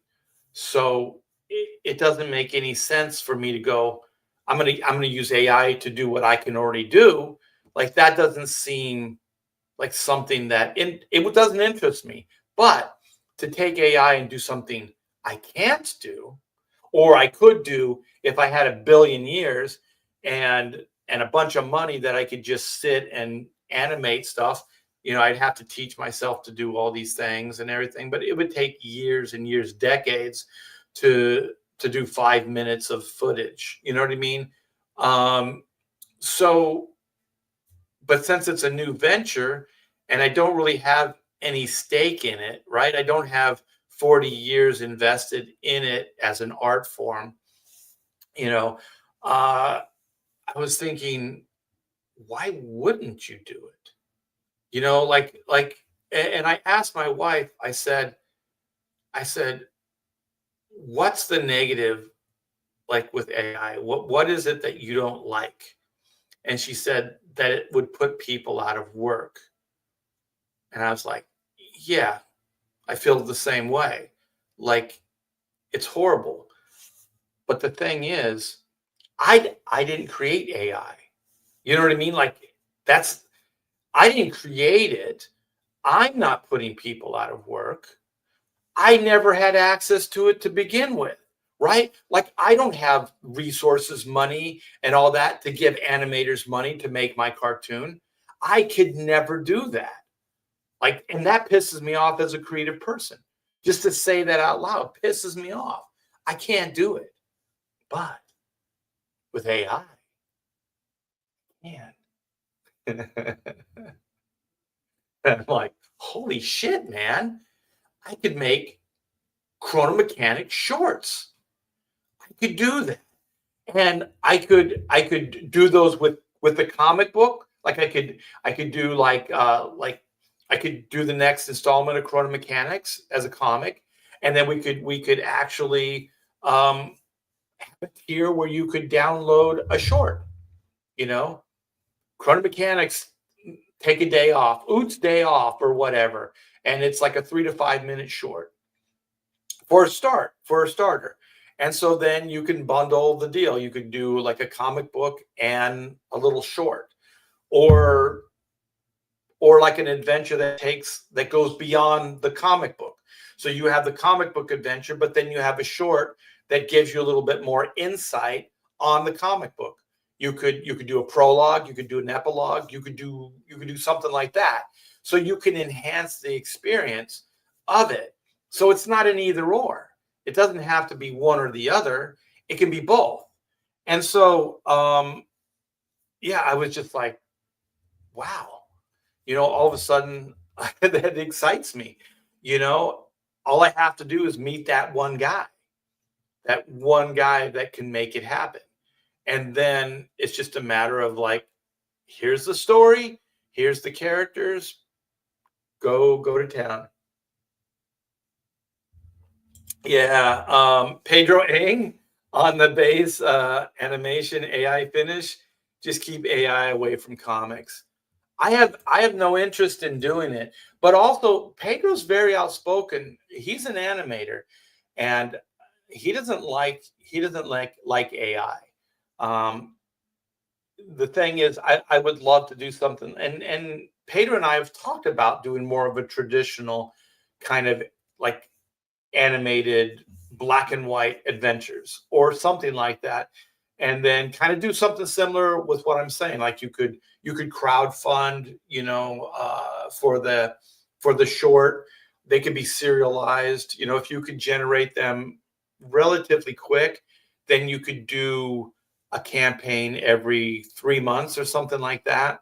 So the shorts could either all connect into a bigger storyline, or, I mean, the possibilities are pretty much limitless. Um, but yeah, I would never use them for comic books. Like I said, I don't really see any reason to. You know what I mean? Like, I have access to enough talented people, and we all work at a reasonable rate. So I have access to, with the crowdfunding, I can afford somebody like Pedro Eng to draw a comic book, things like that. And the thing is, like, the more campaigns you do, there becomes a campaign kitty where there's money that's saved for the next campaign. So, like with Pedro and guys that I work with, I can pay them as the job gets done. So then they don't have to wait for back end money. I don't have to make a bunch of promises. I can pay them as they do the work. Um, so you could do that with the animated stuff as well. Art, the descriptions have to be really in depth, and it can be done with full license. So your Hack Shack series becomes Hack Shack Entertainment. Yeah, I mean, I mean, definitely at this moment in time, I mean, this is just pie in the sky. Like I have done zero research on any of it. And I think what I'm hoping is like throw it out there to you guys, see what you have to say, pros and cons, and then maybe somebody listening can contact me, and then maybe we can get the ball rolling. Let me see. Robert Romano says, I use AI to make a graphic text adventure gaming using JavaScript and prompts. It couldn't exist without AI, and so nobody's job is at risk. That's kind of the way I'm looking at it. Like, I'm not putting anybody out of work because it doesn't really exist. So, would Warner Brothers want to do it? Well, maybe, but even they're starting to use AI. So if I did sell Chrono to Warner Brothers tomorrow, what's that going to look like? You know what I mean? Is it going to be a downside staff? Are they going to use AI? You know, um, there's a lot of. I don't want to sound like it's inevitable. If it's inevitable, and you got to get out in front of it, and you got to use it and harness it, and blah blah blah. I don't want to seem like that because I don't really have that much vested interest in AI. It's just like when you guys said, it's just a tool. So at this point, it's a tool that you can make animation with. So I could make Chrono Mechanics cartoons with a small group of people, a manageable group of people, something like what it would take to make a comic book, so you could have, two or three people. And like I said, I'm talking out of my, but you could conceivably do that. And that is really exciting to me. Joe says you can always do chrono shorts between the comics. Yeah. I mean, the thing is, if I write it based on, I already have pitched, signed off by Warner Brothers animation shows, episodes. I have like 20 of them. They're just thumbnailed. They're just pitches, but they can be expanded on very, very easily. So I could take that and expand and make a three act short based on those ideas. And so they were already small ideas because like a half-hour episode, 26 minutes or whatever the hell they are, that's not long. So you could easily take those ideas and turn those into shorts, or you could serialize the shorts. You could do three shorts that would tell that one episode, that half hour. So if you did, I don't know, 10 minutes each short, then that's 30 minutes. So then that's a full, cartoon episode. But I mean, there's various ways that you could do it. Hey, Torchbearer, what's up? Good morning. I created an AI to optimize putting underpaid artists out of work. Well, I would argue that I would be actually hiring people. So my little world, my little Hack Shack entertainment would actually be expanding and hiring people. So I would be growing. I would be an employer. So I would be making work for people. So think about it from that standpoint. All right, let's do this. I'm going to give you guys, just in case you do not know, this is Chrono Mechanics. So I have a website now. It pretty much has the rundown. So I set up the website kind of as a pitch. So if there was somebody interested, I could say, hey, go check out Chrono Mechanics, the website, and it will give you pretty much an introduction to what the concept is and the world. So it's just a fun kind of over the top action, like humor story. about time traveling repairmen. So yeah, here's like the pitch. Oot is a prehistoric businessman whose farts are worse than his bite. There's the team. We got the rocker, Doug, and we got the alien. Well, here he is, Zin, the alien deity with serenity of the gem. So there's little pitches.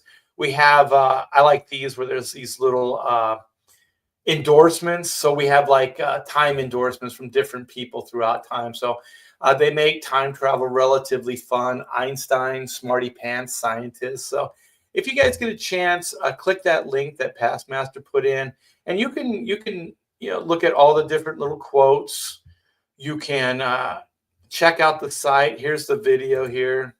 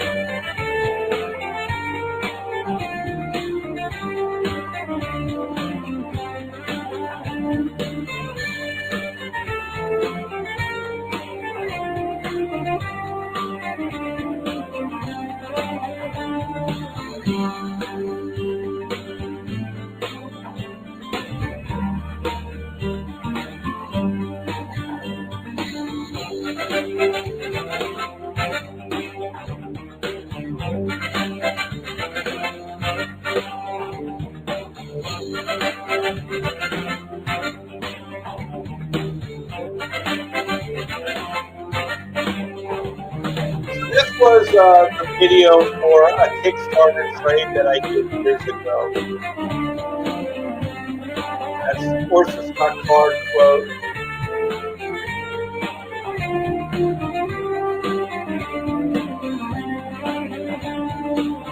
That Bill Ray. I really like this concept. Dutch and April, good day.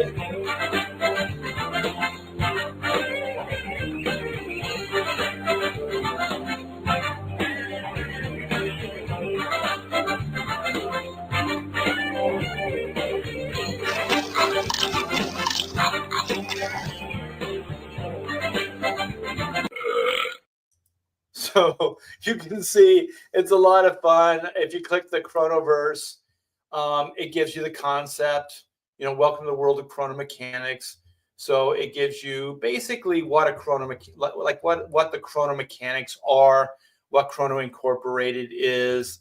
And then you can click this. So it says, what is a mechanic? Simply put, a chronomechanic is an individual that is hired to repair the machine that is time. Each mechanic has been handpicked by Chrono Incorporated and put through a series of rigors, training, and exercises. So they're basically kind of like, a plumber, repair, like a car repairman, auto repairman, or whatever. But the difference is they repair time. And time is literally a big machine that was built into the fabric of the universe. So it's immense. And so there's a company called Chrono Incorporated that hires teams of mechanics, and they go in different sectors of time, and they repair certain aspects of the machine.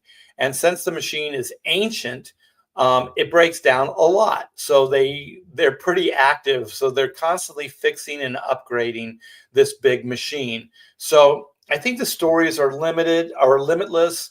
They can go anywhere. They can do anything. And they have alter egos.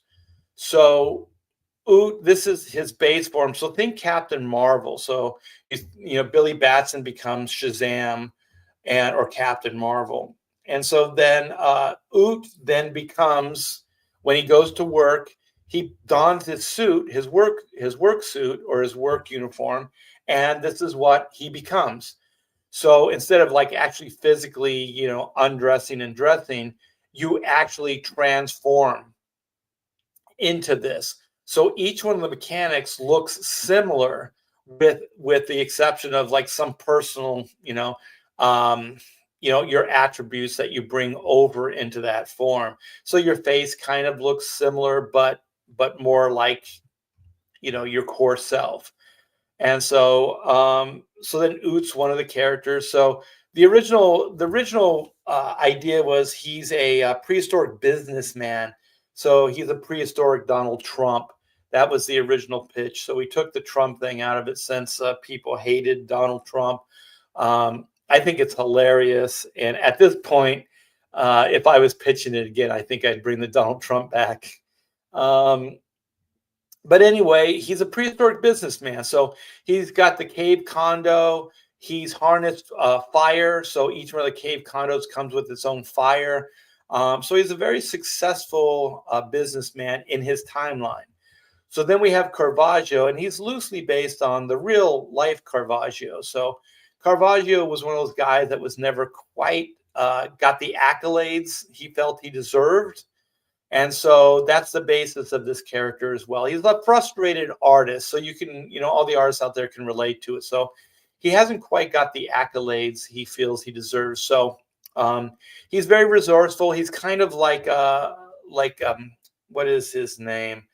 Like Michelangelo or Leonardo da Vinci, more like Leonardo da Vinci, in the sense that he also invents things. So he's very, very clever. Um, and then we have Zin, whose diminutive size. Well, I'll just read it. Talk about your egos. This diminutive alien or child alien is considered a god by many of the universe's lower life forms. Zen's philosophy is based on the Trinity gem collected. Simply put, the Trinity gem is based on the me, myself, and I. I thought that was kind of funny because it could be like a self like reliant idea, but also it could be like crazy ego, right? So I thought it played on both. And so Zin does not believe in sitting on his tentacles and meditating unless he believes are watching, that is, or his believers are watching. This kid has zealously established thriving philosophical colonies throughout the universe based on his serene philosophy of the gem. Not bad for a 9-year-old, huh? Zen is known for having ambition, drive, and brilliant mind that captivate Chrono Inc. With his calm nature when the stress is on and the dangers on all sides. Zen's calm mind and analytical thinking holds the team together. So also each one of these guys' attributes helps the team. So his calm helps the team. You know, uh, Caravaggio's, cleverness helps the team. Doug's brute force, I mean, not Doug, but Oot's brute force, helps the team. And so then Doug is kind of he's a 70s rock god, but he's kind of a slacker, like the later like 70s. And so you look at him and you go, well, what's he good for? He doesn't really seem to bring anything to the table, but he is incredibly lucky. So the D has luck. And so what he brings to the team is just that. It's just luck. So he can see things and steer the team in a way that is intuitive, and it's based on just luck. So he just kind of instinctively knows what to do and what not to do based on the luck. And so then things sometimes go their way because of Doug. Not always, but sometimes. So that's team 9.2 of Sector 7. So that's the characters we focus on. So here they are here. This was done for the toy line, the egos and the mechanic form, the egos and alter egos, I should say. So this was like a packaging design with the 4 characters. So Then we have what Chrono Incorporated is. We have the Elucidator, who's one of the people that work there. We have the foreman. We have Skippy. They pretty much run Chrono Incorporated. We have Chronomites, who are like they're technovores, and they'll kind of eat technology if you go into their aspects of the time stream. So they're piranha likes, they're technovores, and so they just eat technology. So if your ship gets stranded in one of these time streams, it's not going to stay there long. It'll be just completely eaten by these things. Then, of course, we have the evil, and then we have Corky, who's kind of a good chronomite. Then we have the rival time repair team, which is Quickie Time, and they employ like uneducated, time giants to do their work. So it's a lot of fun, you guys. I actually put the link in the description, and I saw Past Master was putting links in the description or in the chat. So check it out. I think it would make a really good cartoon show. I thought that years ago, and I still think that. And possibly with AI, I can make that happen. So here it is. And I would only do it if the style could look like the hand-drawn stuff, right? So it's not some kind of AI version of it. It's actually that version. So I want it to look like a cartoon. I don't want it to look like real people. I want it to look like the comic book. So it would be kind of an illustrated, like moving comic. And then hopefully, based on whatever the AI prompts are, each character could have his own character traits. And so just in a silhouette, if you saw one walking, you'd know who that character is, so on and so forth. Because we're dealing with an animated medium, so we also would have to figure out how they would walk and talk, because they all do look the same. So if they all have different mannerisms, then that's going to help sell the individuality of it. So AI is stolen mashup stuff of people who gave zero consent. Even Adobe is using their apps, AI trainers. Yeah, that's the part I don't like about, but that's also something that goes beyond what we can't legislate this stuff. I mean, like I was talking earlier, there needs to be laws and rules that are written to protect people's rights. And I don't hear much talk about that from the elites. I think just kind of like most things, like even the internet, they're just going to open Pandora's box, and they're just going to let it be whatever it's going to be. And then they're going to try to harness it afterwards. But I don't think it's going to be hard. I think certain aspects of it should be illegal. But I mean, let's face it, somebody could swipe your artwork now. It doesn't even have to be AI. And there are people that have derivative styles of other people. Like even the Beatles did cover tunes. They were derivative of the things they liked. So there's always going to be these aspects to it. The difference is, like, if the Beatles covered one of these songs and recorded it, they would have to pay royalties. So these are where there has to be parameters for things. So legally, there could be, like, if somebody just completely rips off the black and white characters and their style, there has to be some kind of recourse. And I don't know if the conventional legal system covers these things. So that's where I do think people need to get out in front of AI before it kind of does run amok. Like one of the things in black and white as a story idea, there's the Asimov Accord, which I haven't really got into too much in the comic book, but those are parameters based on the sci-fi writer. And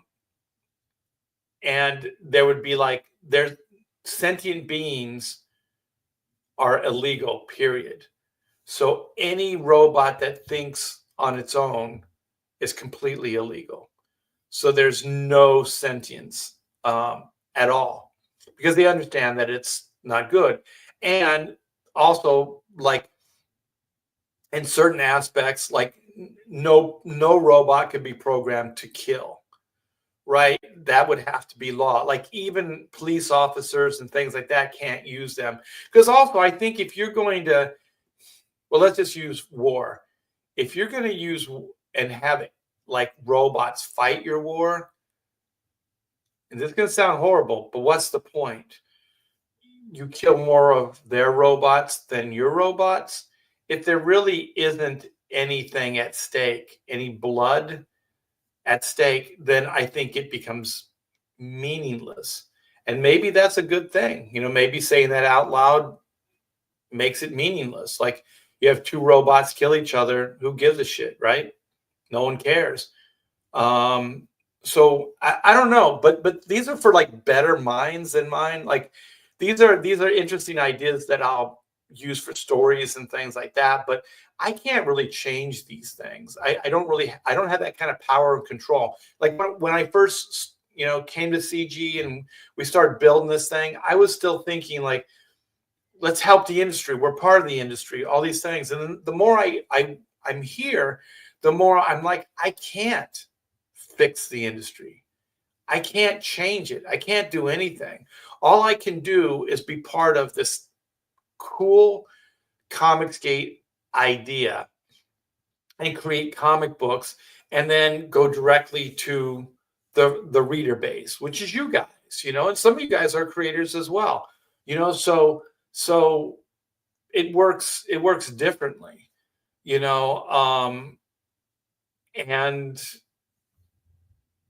there just aren't the same rules and the same regulations and all that other stuff. So I kind of feel like with AI, as with Comicsgate, it's kind of the Wild West. And so my biggest question is, why wouldn't we do it? You know what I mean? There's also AI that can generate 3D models. They can generate 3D models and you can make sculptures. You can make action figures. There's companies that will do that for you. Like the thing is, like if there are any entrepreneurs that listen to these Comicsgate things, if you have some of these skills, right? You have AI skills, or you have these 3D rendering skills, animation, all these things. I mean, you can come in. I mean, we can build this into like a CG just entertainment, and things we talked about earlier, like why would we just limit it to comic books? Like we're entertainers, we're storytellers. These are all storytelling platforms. It's not that much difference. You create characters, you create a world, and then you write stories, right? It's the same. It's just the delivery service is different. And so I think it's really fascinating. It's very interesting. I like kind of delving into things that I don't understand. It makes me excited to do something new. And so I'm probably going to look into it, but very casually. And one of the things you guys don't have to worry about is you don't have to worry about like AI comic books, because I don't see any point in that at this moment in time. There's no point in it. And if I'm just going to generate like CG or like AI comic books, why? Like I'm an artist. What would I do? Like animator. I'm not an animator. I don't do these things. But if I was working with a team that does, then I could have input, and then they could use their expertise to make this thing happen. So that's kind of what I'm looking at. So if there are any of you guys out there, um, contact me, or other, different, CG guys that might be interested in it as well. I don't know if anybody else in Comicsgate that's really taken an interest in it. So I thought I would take a risk and throw it out there and just see what you guys have to say. Stephen De La Vega, I don't like it, but if it leads to something, then I accept it. Well, this is the thing, and I was explaining it earlier. I don't like companies that do it just for money, right? It's like, well, we're going to do this to save money. Money's money, right? Like you would destroy an art form just to save money? Like, would you tear down a statue just because the maintenance was so expensive and then just put up something that is zero maintenance? I know that stuff does happen, but you're tearing down something that's beautiful, something that was handmade, something that was crafted, for something that is just to save money. And I that doesn't do anything for me. Like if Warner Brothers is doing it, oh, well, we need to do this so we can continue the animation division. At the same time, pretty much devastating the animation division. To me, it's like, well, what's the point? There are guys that do it and they do it extremely well. Just figure out a way to make more money. That's always been my thing with DC and Marvel or any comic book company as well. Just figure out how to sell more books. That's how you can make more money. You don't have to cheat the artist. You don't have to, negotiate their page rate down to nothing, so you can continue making your comic books, sell more comic books, make more money, and then you can have a healthy industry. So same thing with animation, all these things. Like if the industry is dying and you can't make it work, well then I don't know what to tell you, but it's not up to the artist, the individual. It's up to you as a publisher. What are you if you can't move product? If DC can't sell comic books, then what are you? You're nothing. Marvel is saying if you're one of these companies and you can't sell books, then you're nothing. Because artists are artists, right? They work for money. They don't sell these books. We sell, like CG. We talk to people. We try to get you on board to back our projects. But DC and Marvel, like those artists don't. You know. Let me see. Have you checked out Suno? It creates AI music. I've created almost a whole album of my comic book Thug sort of soundtrack for reading my book. It still feels weird. I still feel weird about using AI. Well, there's definitely a stigma. There is definitely a stigma. And to be honest, I'm not sure that stigma is ever really going to go away. You know, because I don't know how I feel about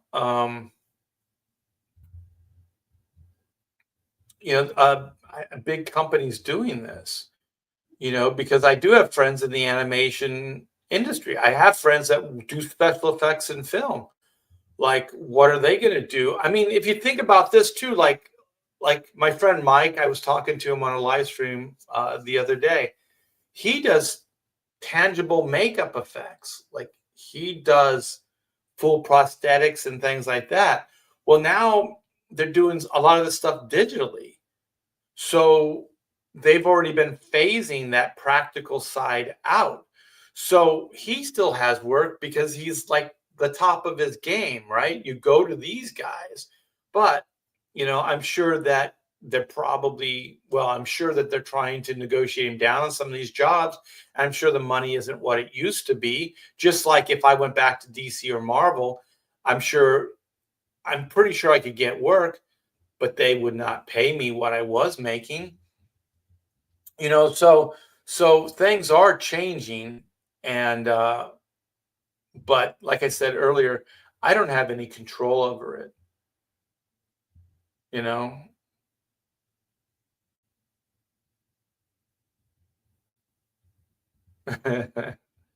rocker luck, yeah, the wild card.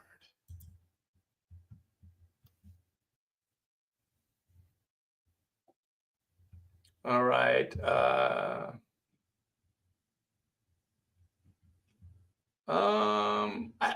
I heard that like grope, but I don't know what that is.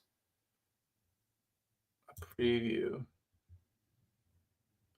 Chewing on the power cables. Walt Simonson hates AI. Well, Walt Simonson did a foreword for the Chrono Mechanics book. That would be funny. Hey, Walt, what do you think of this AI? Oh, I hate it.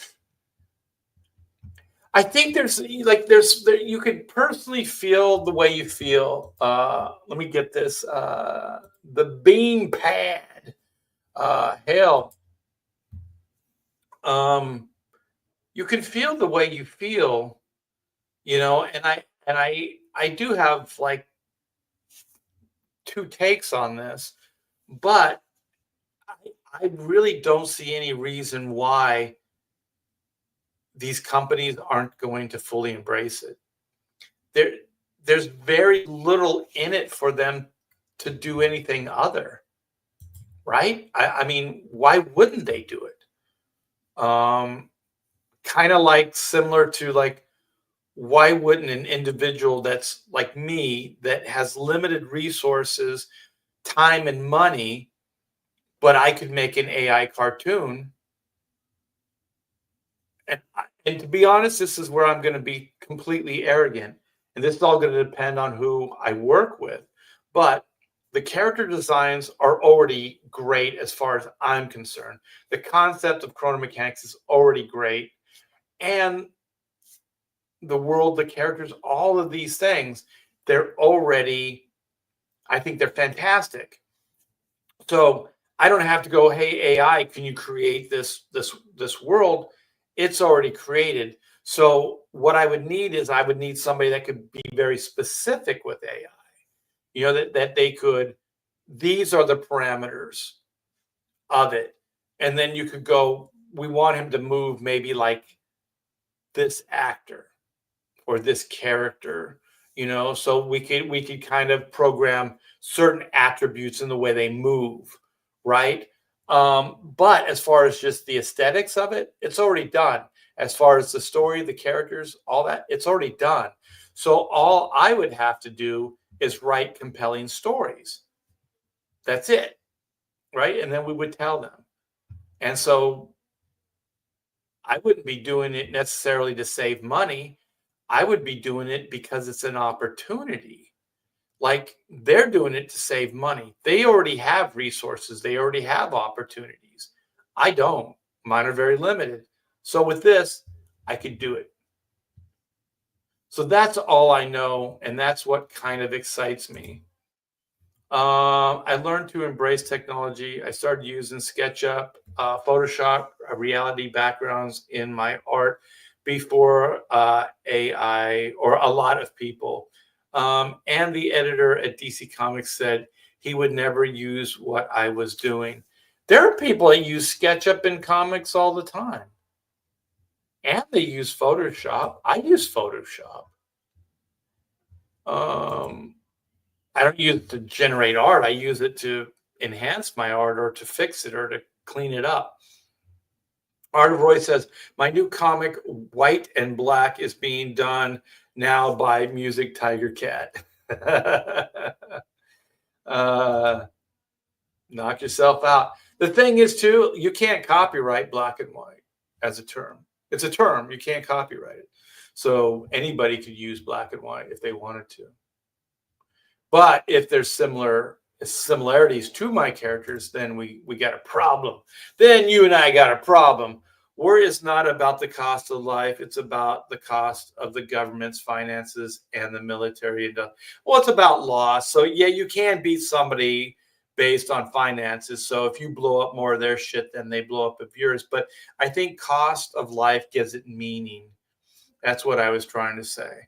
And without the loss of life, then it's then why at that point don't you play chess?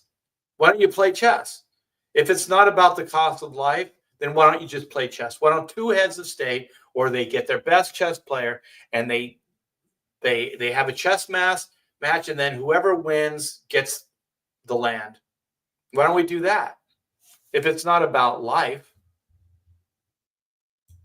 I somewhat disagree. I think it's about those other things too, but it's usually you kill more of theirs than they kill of yours. That's usually how war works. Maybe modern warfare, not so much, but I uh, I feel firmly about that. First law: a robot must not injure a human or allow a human to come into harm through interaction. Yeah, I mean it's like the Asimov, rules. Yeah, need to level up.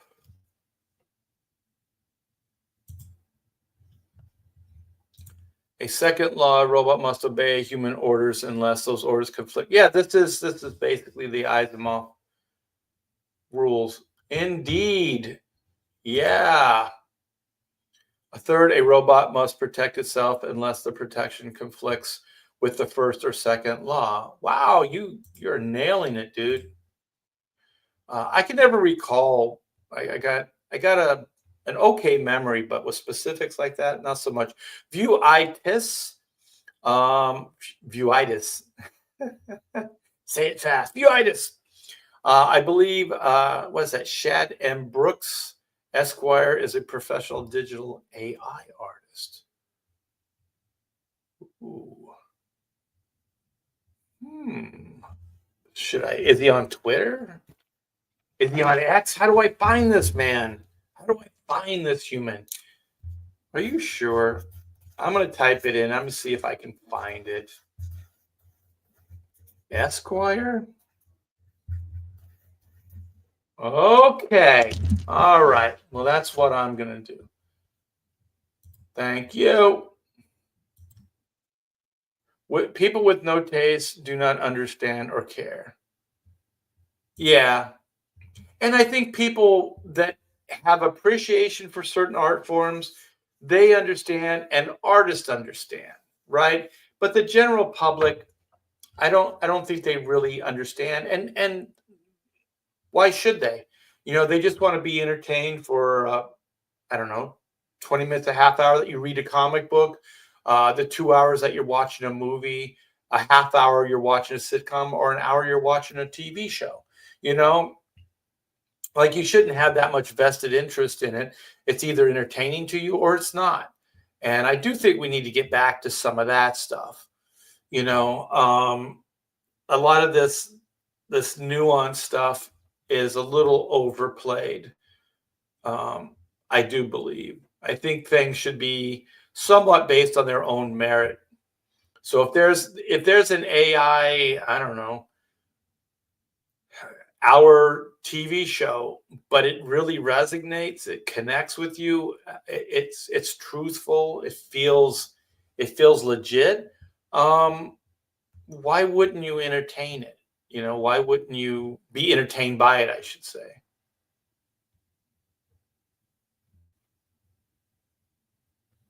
Let me see.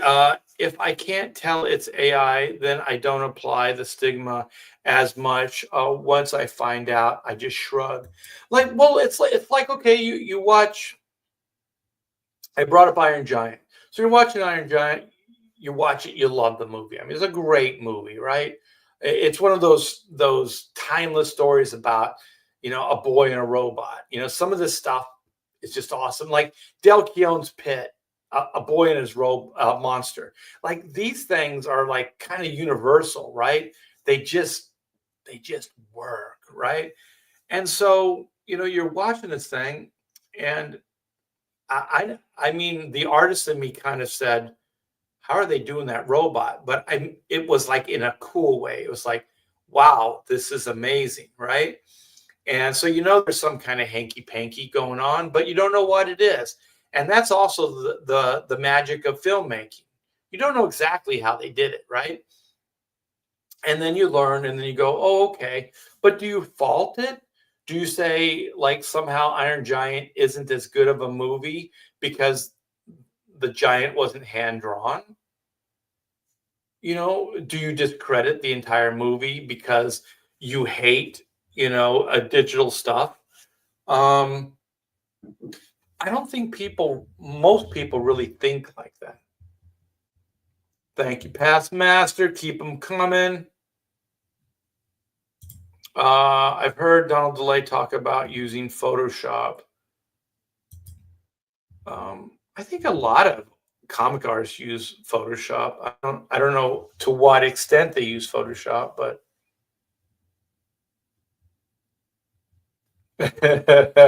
I've created an AI to maximize cost of life. Why not? Let me see. Vuitis. I think you could make a basic cartoon with AI and then pay real Koreans to add flavor and weight to the animations. Then retain your AI on the product so you get better art producing, producing what you want. Yeah, like at this point, I don't really know what the limitations are. Well, I don't know what it can do really, as far as what I would want to use it for, and I don't know the limitations of it. Hey, Matthew, what's up, brother? Do, do, do, do, do. Wow, I'm trying to catch up.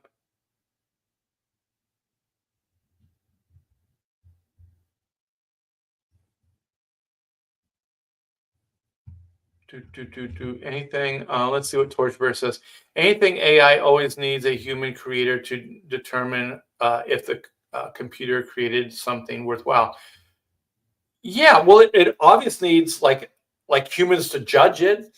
You know what I mean? Like not just like the creators, but also the people that are watching it. You know, they're going to either support it or not.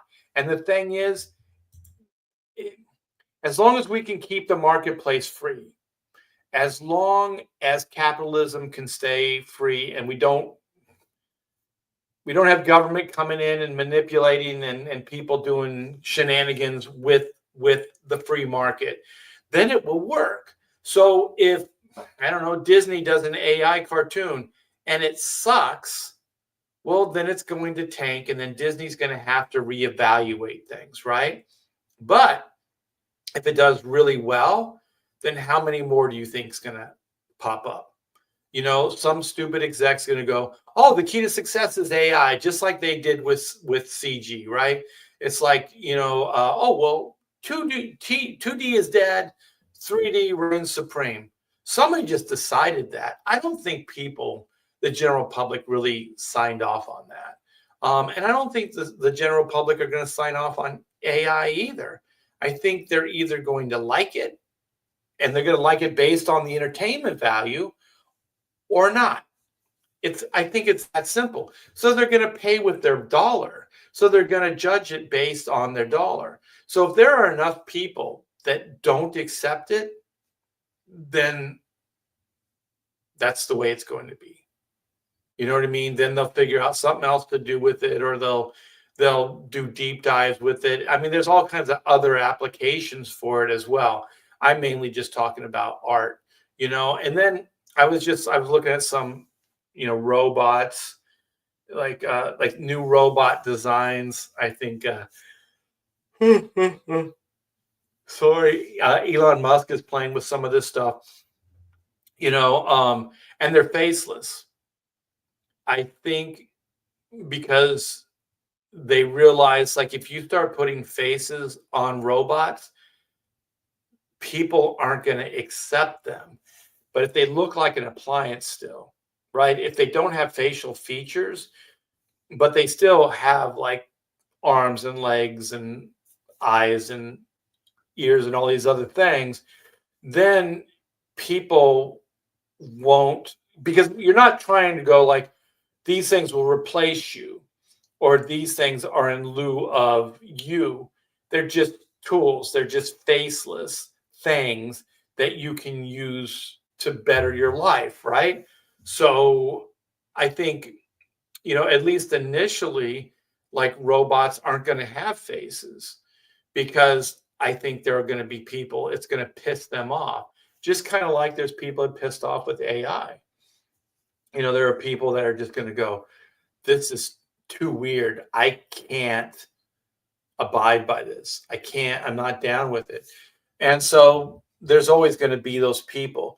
But if you're like marketing, like you're Disney and you're trying to market AI cartoons, then you're going to take those things into consideration and you're going to try to create with those new parameters. So if there's people that don't accept certain aspects of it, and your sales are tanking, then you're going to have to readjust. It's kind of like the woke virus that we're starting to see, like companies veer from that. And the reason they're veering from that is because a series of events are pushing them in that direction.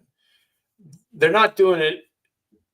They're not doing it because they want to do it. They still want to do that woke stuff, but they can't make money at it, or it's getting harder to make money at it, or to rally the support politically to do it. So they're kind of adjusting. So they're kind of like saying, well, we're going to tone back on this, or we're going to play nice with this political person or that political person, because the greater good will be served for us in the interim, in the meantime. Because the thing is, all this stuff that we're hearing about, like the View or news outlets and all this stuff trying to kind of readjust, they're not readjusting because they want to. They're readjusting because they have to. So that's the thing, is like, vote with your dollar, be open to some of it. And if it works for you, then it works for you. And if it doesn't, it doesn't. And if you feel strongly about it, then voice it. There's no harm in that either. I just don't know what good it would do. Like, it's gonna happen. I'm sorry to say, I don't think you can scream loud enough, because I don't see any reason why they wouldn't. Just like what I'm saying, like for me, like I'll never have a cartoon show. It will never happen for me. I'm old enough to understand that. Like, there's limitations. You're only on this earth for so long. But I could possibly do this. And that's a cool thing. And so people losing their jobs, people getting new jobs because of AI, maybe new forms of entertainment will come out of that. I don't really know. But in the meantime, it excites me to think I could possibly do a Chrono Mechanics cartoon. So I like that. Wait, I gotta, because I say hanky panky a lot. There will be no hanky panky in my giant AI robot music or movie. I don't know, some people like hanky panky. Never cared for Iron Giant, as it's filled with all liberal tropes of government, bad military, bad yada yada. It wasn't completely bad military. It was one bad guy that worked for the military. The military, as soon as they saw this guy was yanking a chain or pulling some hanky panky, that guy backed off. But it was too late. That one guy was a wackadoo. That one guy wanted this thing eradicated because of his hate. It wasn't the government. It was that one guy that worked for the government. So I thought they were pretty clear on the delineation between the government and that guy. Because that guy, he's the one that also pushed the button, right? It wasn't one of the military guys. Like, that guy got wackadoo.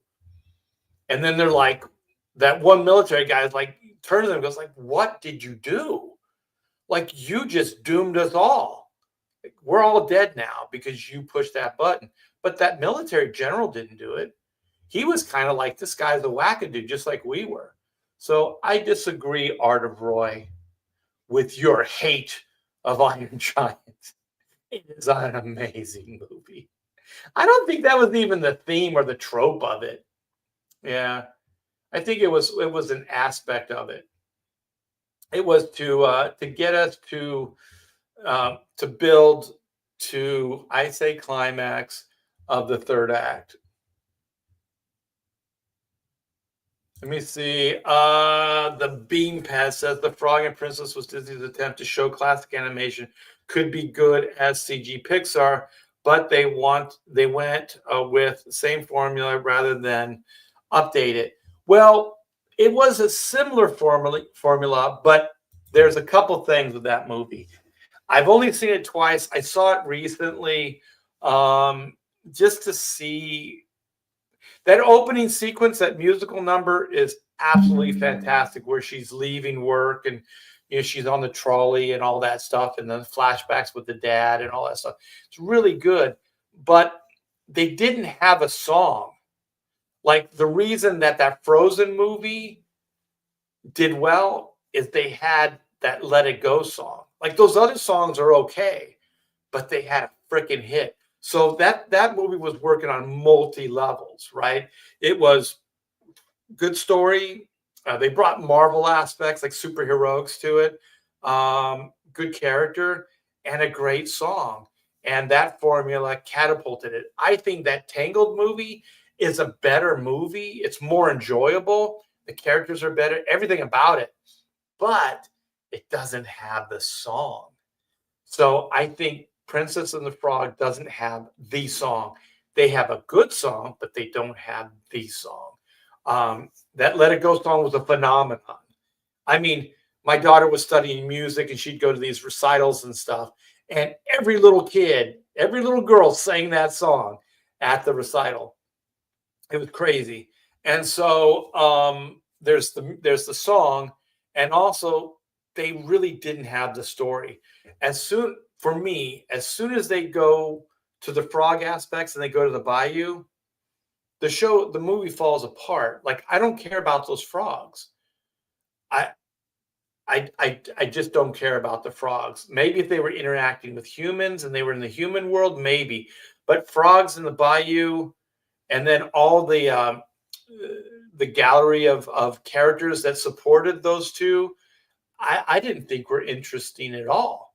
I thought that the human character, that, what was her name, Odie, Madam Odie, or uh, Grandma Odie, or whatever her name was. I thought she was kind of interesting, um, but they didn't really utilize the character. I thought the alligator was ridiculous. I thought the firefly was but yeah, I just think they didn't really have a good story, you know. So I wasn't compelled by the story. So I just think it wasn't the animation. The animation was gorgeous. Um, it was the story, and that it just didn't have a song. Like, if you this is my point, okay? If you took Frozen, which was a phenomenon, right? You take Frozen, and let's just say that was 2D, done by Andre Deja, Glenn Keane, like the Bancroft brothers, like all these top tier animators at Disney, right? And they hand drew that cartoon, and they still had the same elements, the same story, the same songs, same characters, all those things were the same. That would have still been a hit. The delivery service didn't make the movie. It was the story, characters, and the world, and of course the song. That's my point. Chrono could be all those things. Um, AI is only going to be as successful as the people that are working with it. That's it. It's never going to really be able to fully generate a story that really moves the human spirit, right? We just watched A Christmas Carol. Nothing like that's going to come out of AI. Something that ties into the human experience to that extent. It's just not going to happen. You can prompt all you want. It's just not going to happen. It's always going to be a contrivance. So the only hope that AI really has is that writers will still be taking from their life experiences and writing relatable stories. And then it will work. But AI left to its own devices, it's not going to be successful. You're still going to need good writers, and good characters and good worlds. I know I keep saying the same thing, but it is so true.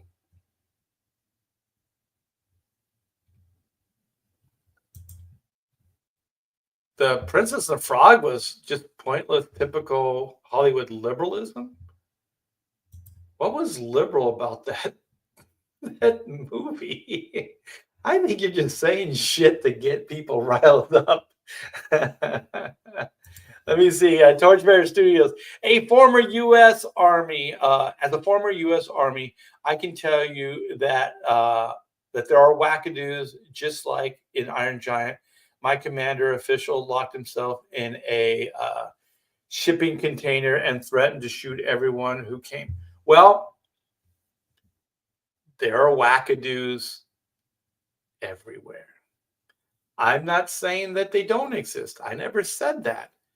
I said that dude was a wackadoo and he worked for the army. But the army itself isn't flawed necessarily. It's that individual. So I'm sorry, you guys. Like there are good people and there are bad people, and they're in all kinds of different positions of power. There just are. There's good doctors, there's bad doctors, there's good cops, there's bad cops. There's good everywhere. So to kind of try to lump, okay, the army is full with wackadoos, well, that's not true, but one apple, one bad apple, right? So you have one wackadoo in the military, then all of a sudden it becomes huge. It becomes a huge, media circus. Or a cop, one bad cop does something crazy, then all of a sudden every cop is bad. It just isn't, life just isn't those things. So as humans, we're all flawed. And so then you try to clean house, right? So if somebody shows that they're a wackadoo and they have access to a fucking nuke, well, then you keep that asshole away from it and you either get rid of them or whatever. You clean house. So, those things, are always going to be, they're always going to exist. It's like my wife read me a Bible quote, and in the Bible it says there's always going to be rich people, and there's always going to be poor people. There are always going to be those. You're never going to live in a world that doesn't have that. So there are some universal truths. I say the Elsa character name and look is based upon a porn actress, Elsa Jean. It could be. I don't know what the original, because there is an original character that was created. I don't know what her name is. Yeah, Tangled is a good movie. Flynn Rider.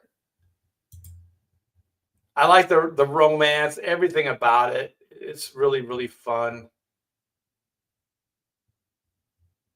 They're turning the damn frogs gay. Don't let Ethan hear you say you don't care about frogs. I don't care about those frogs. I like cyber frogs. Yeah, how's that? Is that good? Let's see. Giant is a boy's dream of having a giant robot as your friend, aka Johnny. Yes, Johnny Sacco was my favorite as a kid. New art during the Renaissance of animation: Prince of Egypt, Treasure Planet, Iron Giant that disappeared. Yeah, I think Prince of Egypt and Treasure Planet had lesser stories. I think Treasure Planet was a gorgeous movie. And there were aspects of that movie that I absolutely loved. I didn't like the dog character that went along with the kid.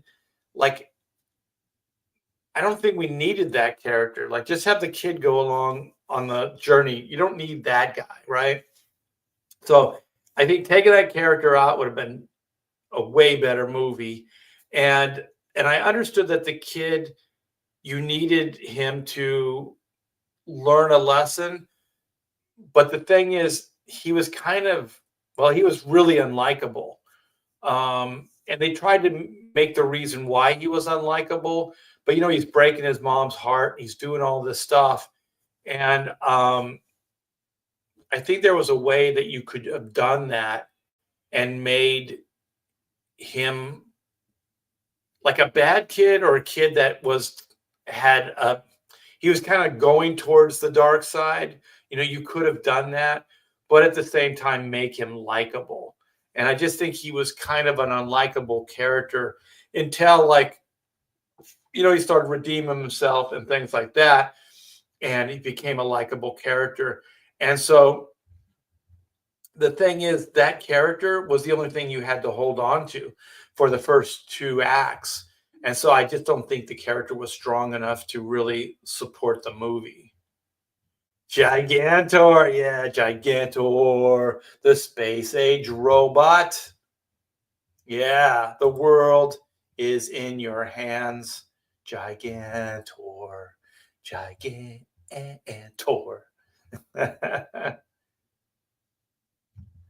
The porn actors came after, and then many, many more times.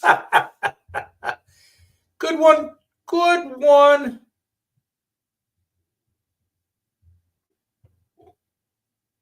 Oh my gosh. All right. I'm gonna show off one more thing, and just to let you guys know that I got another campaign. I can't believe two campaigns at one time.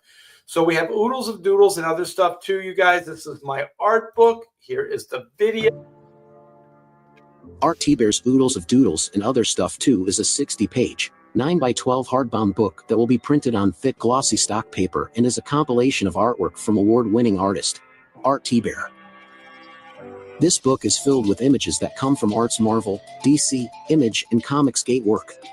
That includes convention doodles, commissions, creator-owned IPs, and pop culture subjects that Art has brought to life with his masterful draftsmanship. Art T-Bear's signature style is both lyrical and meticulously realized. The mastery of craft, seen in his work, owes itself to his 40 years in the comic industry, as well as viewing life through his own love of the art form itself. Fans of art prints have the opportunity to back one or both of the mini print tiers. Both are stunning collections of work that you can back individually or together as a bundle. Art T-Bear's Oodles of Doodles and Other Stuff Too. Back it now on Indiegogo. Yeah, you guys, back today. Oodles of Doodles is the art book. No AI used.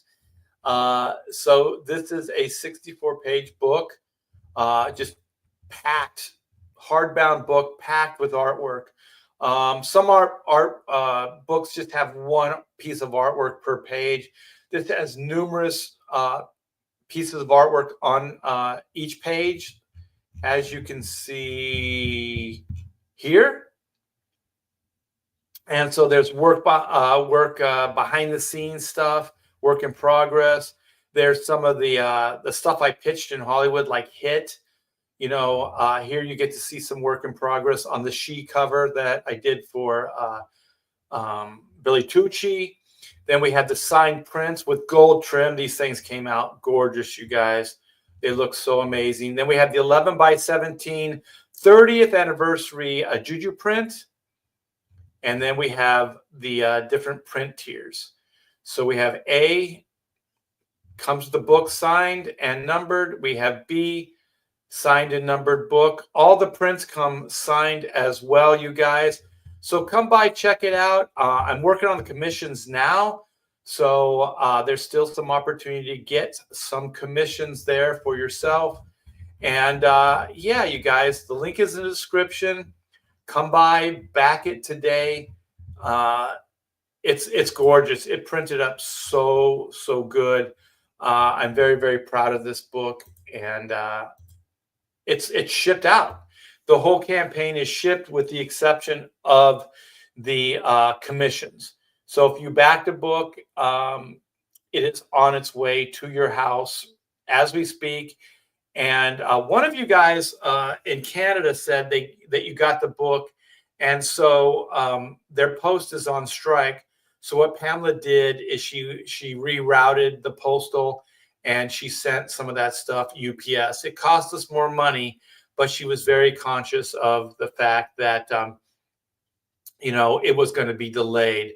So we wanted to make sure that you got these books. So we went a step above to get that UPS shipment out to you guys. So thanks for letting me know as well. So if you guys could, when you get your books, post it up on X or Facebook and let me know. I just like seeing it. I show Pamela when she comes upstairs. I show her your posts and stuff like that. And it gives you a sense of satisfaction, and we really do appreciate it. So,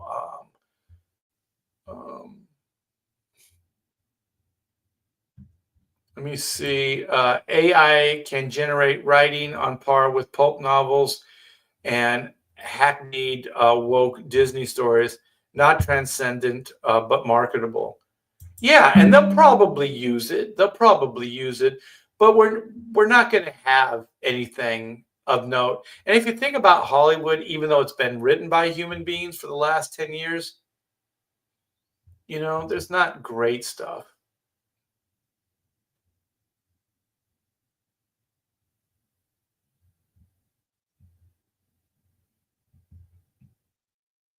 Oh yeah. Was that Hanna-Barbera? My favorite was Frankenstein Jr. He was like a giant robot, but looked like Frankenstein. It was a cool design as a kid. I dug it. I don't really remember the concept though.